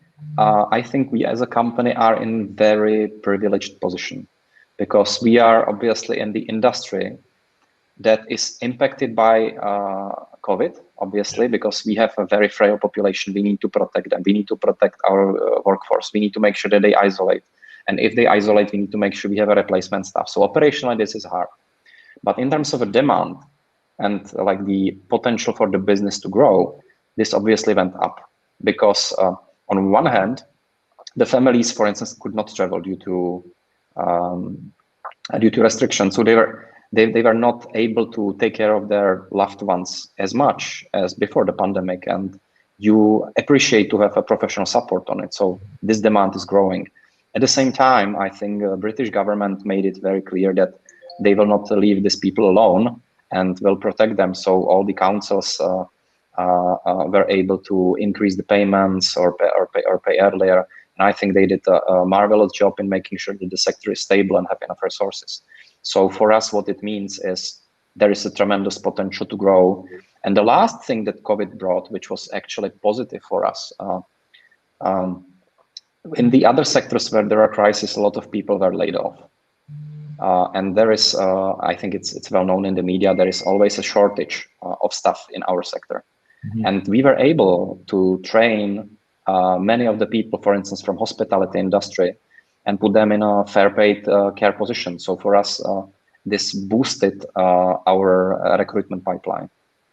And we even 5,000, another 1,000 people or something of this kind you brought across. Is that right? Yeah, that's a goal, and we are hiring as fast as we can.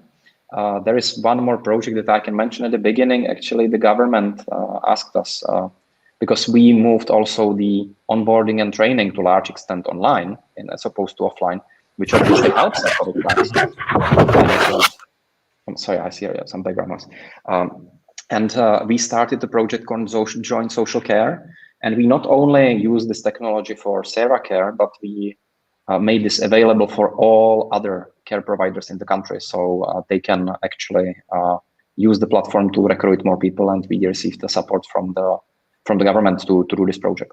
That's really a digital innovation. And, so I mean, in general, you've had a pretty positive experience doing business, I guess, in the UK. You're working with the government, you're working even with other people in the healthcare sector in general. But what has been your experience? Because it's been a pretty difficult or perhaps challenging time, not just because of COVID, but because of Brexit. But you're finding it pretty good for your business in terms of. Well, we are always, like any business has challenges, and if you are building a new company or startup that is high growth, it's really difficult because if you grow as fast as Sarah Care, the company every 6 months is a different company.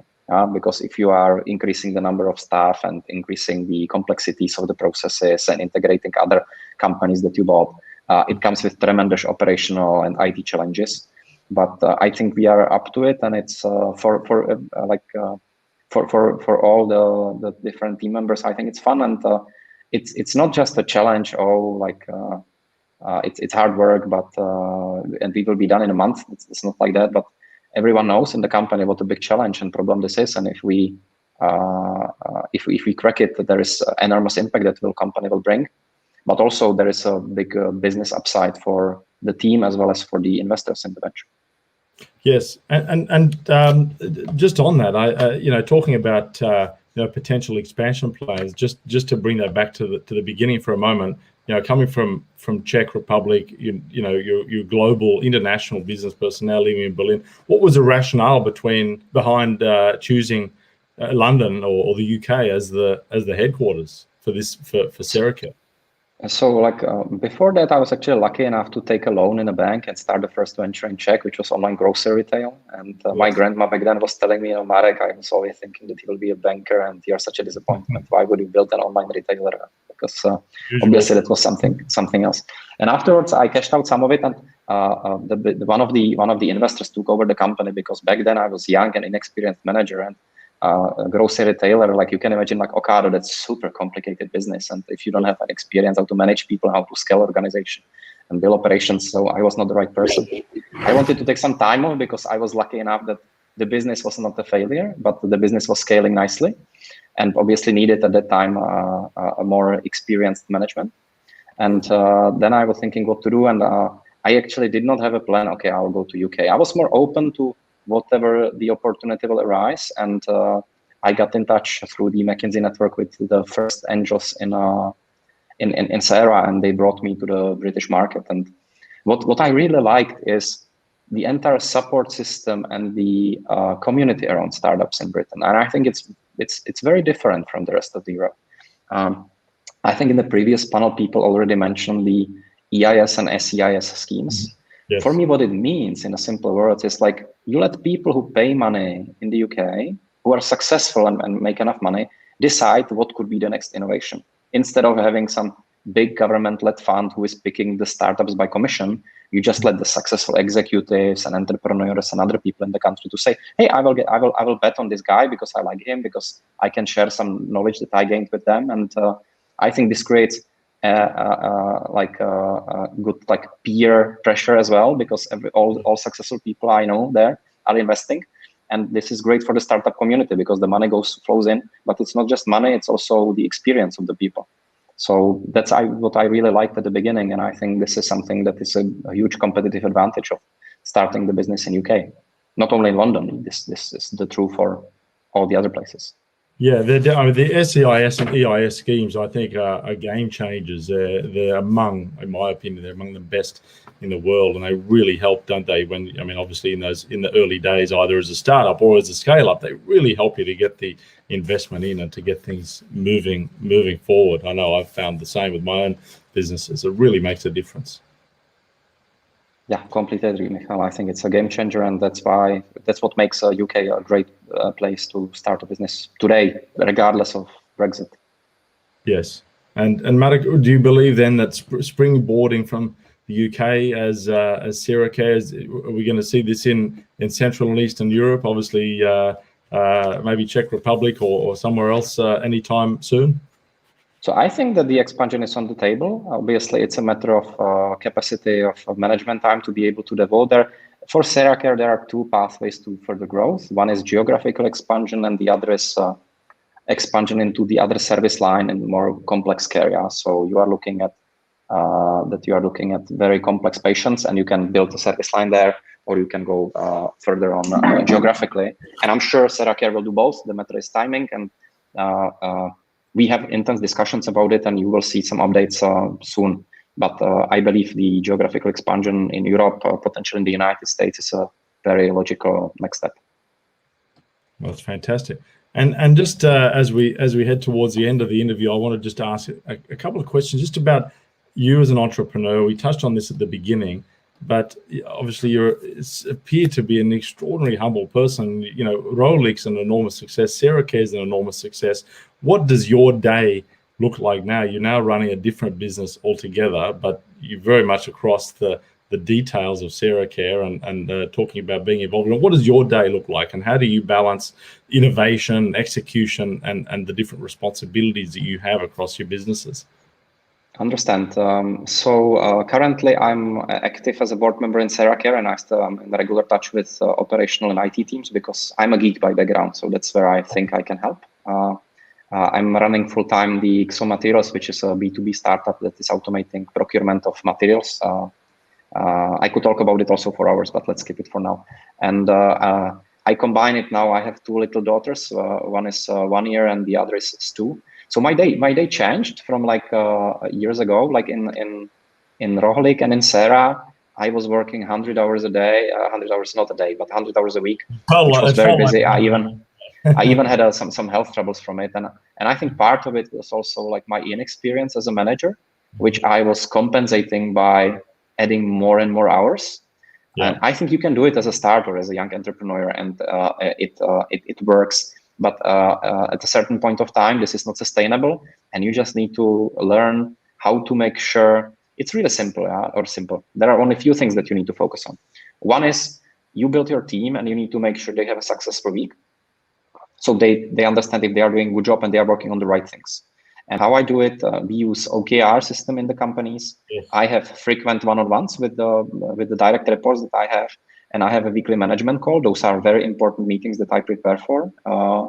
The other part is that you have a good relationship with investors, because if the investors trust you, they will help you also in times when it's not so all unicorns and rainbows, which happens to any business that I had a chance to get to know. And you should devote time to it as well, so they understand where the business is going. And you need to be very honest with them. What are the things that work well? But even more importantly, what are the things that are not going so well? Mm-hmm. Because if that's not if they understand that some things are problematic, but you have a plan in place, you understand, and you're acting on it, then they will support you, because they will feel that you know what are you doing.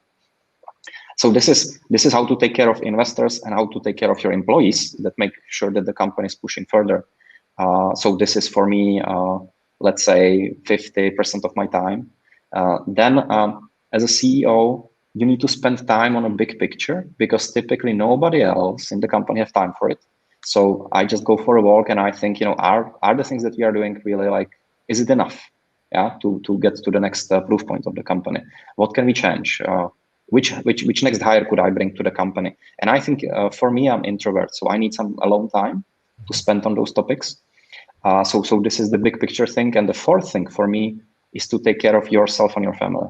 And this is important. I read all the stories like the big entrepreneurs, they can sleep 4 or 5 hours a day, and then they are back, and they immediately run back to the office and are able to perform like that. And I was thinking a few years ago, I need to be exactly like that. Sleep is a loss of time. It doesn't work for me. Yeah, I cannot do this anymore. If I don't have 7-8 hours of sleep a day, like for one day, that's not a problem. But if I do this for 1 or 2 weeks, I feel so slow. I feel so tired. So I need to devote sufficient time to sleep, to spend with the family and my small children, and to do sports. And I think if you organize your day right, especially in Corona times, because everything is remote, there is no problem for you to find an hour a day, practically every day, that you can do some small physical activity that will help with your physical and mental well-being. Being it a walk, being it a small yoga session, being it a stretching class, being it pushing some iron in the gym or something else. And I think if people plan well, this is something that can tremendously boost their level of energy that they can then give back to the business. Well, either you have 100 hours in a day or you're very organized with your time, because it sounds like an amazing balance. And I was so interested in the middle of all of that to hear, in particular with regards to the business, how you switch from the detailed management meetings to then, because that's the execution, to the innovation, which you really bring on by simply going for a walk. And I think that's really a powerful. Maybe the tip is you don't need to do all the work yourself. What I ask my team members, prepare the OKRs, which are your goals, but we are not discussing like every single reporting step. I'm just discussing what is going extremely well and how to learn from it, and what is going badly and where do we need to intervene. And the other thing I ask my teams to do is to prepare problem-solving topics, because that's where I'm strong and I can add value. So, but they need to prepare it up front. It's in the file that is ready for the meeting. So they don't just come for the meeting to discuss things. They need to put a thought in it. So you then, once you are in the meeting, you have focus. And I think to find the focus is one of the hardest things that you need to learn as an entrepreneur, because you cannot know everything and you cannot be everywhere. And if you just add more and more hours to it, it still doesn't happen. So learning where to focus your energy and how to get that return from your energy. Absolutely, Michael. I completely agree. Well, Marek, it's been really inspirational, I'm sure, for everybody. Certainly for me, it's been a pleasure to have a fireside chat with you today. So thank you so much for joining, on behalf of all of the organizers, for joining this event today as well. Thank you for having me. It was a pleasure. I hope it's helpful for the audience as well. And I would, if I could recommend one place to start a business in UK or in Europe, I think UK is a great place, or one of the greatest. So just don't be afraid. I'm sure you will get the visa sorted. If you cannot sort your visa, you're probably not a successful entrepreneur, because this is just the smallest hurdle on the way. And enjoy. It's a lot of things that you can learn in your life. Fantastic. Well, thank you. And the organizers have asked me on behalf of everybody, I think, to thank you all for being here today. This concludes the event. Thanks to all the panelists, and thanks to all of the people who have participated in interviews, and thanks again to Marek. I hope everybody has a fantastic day and continues to proceed to work with the UK. Regardless of Brexit, there's so many opportunities, as we've just heard. I'm engaged with them, Marek's engaged with them, everybody else that's been spoken to today is engaged with them. So thanks very much, and see you all again soon.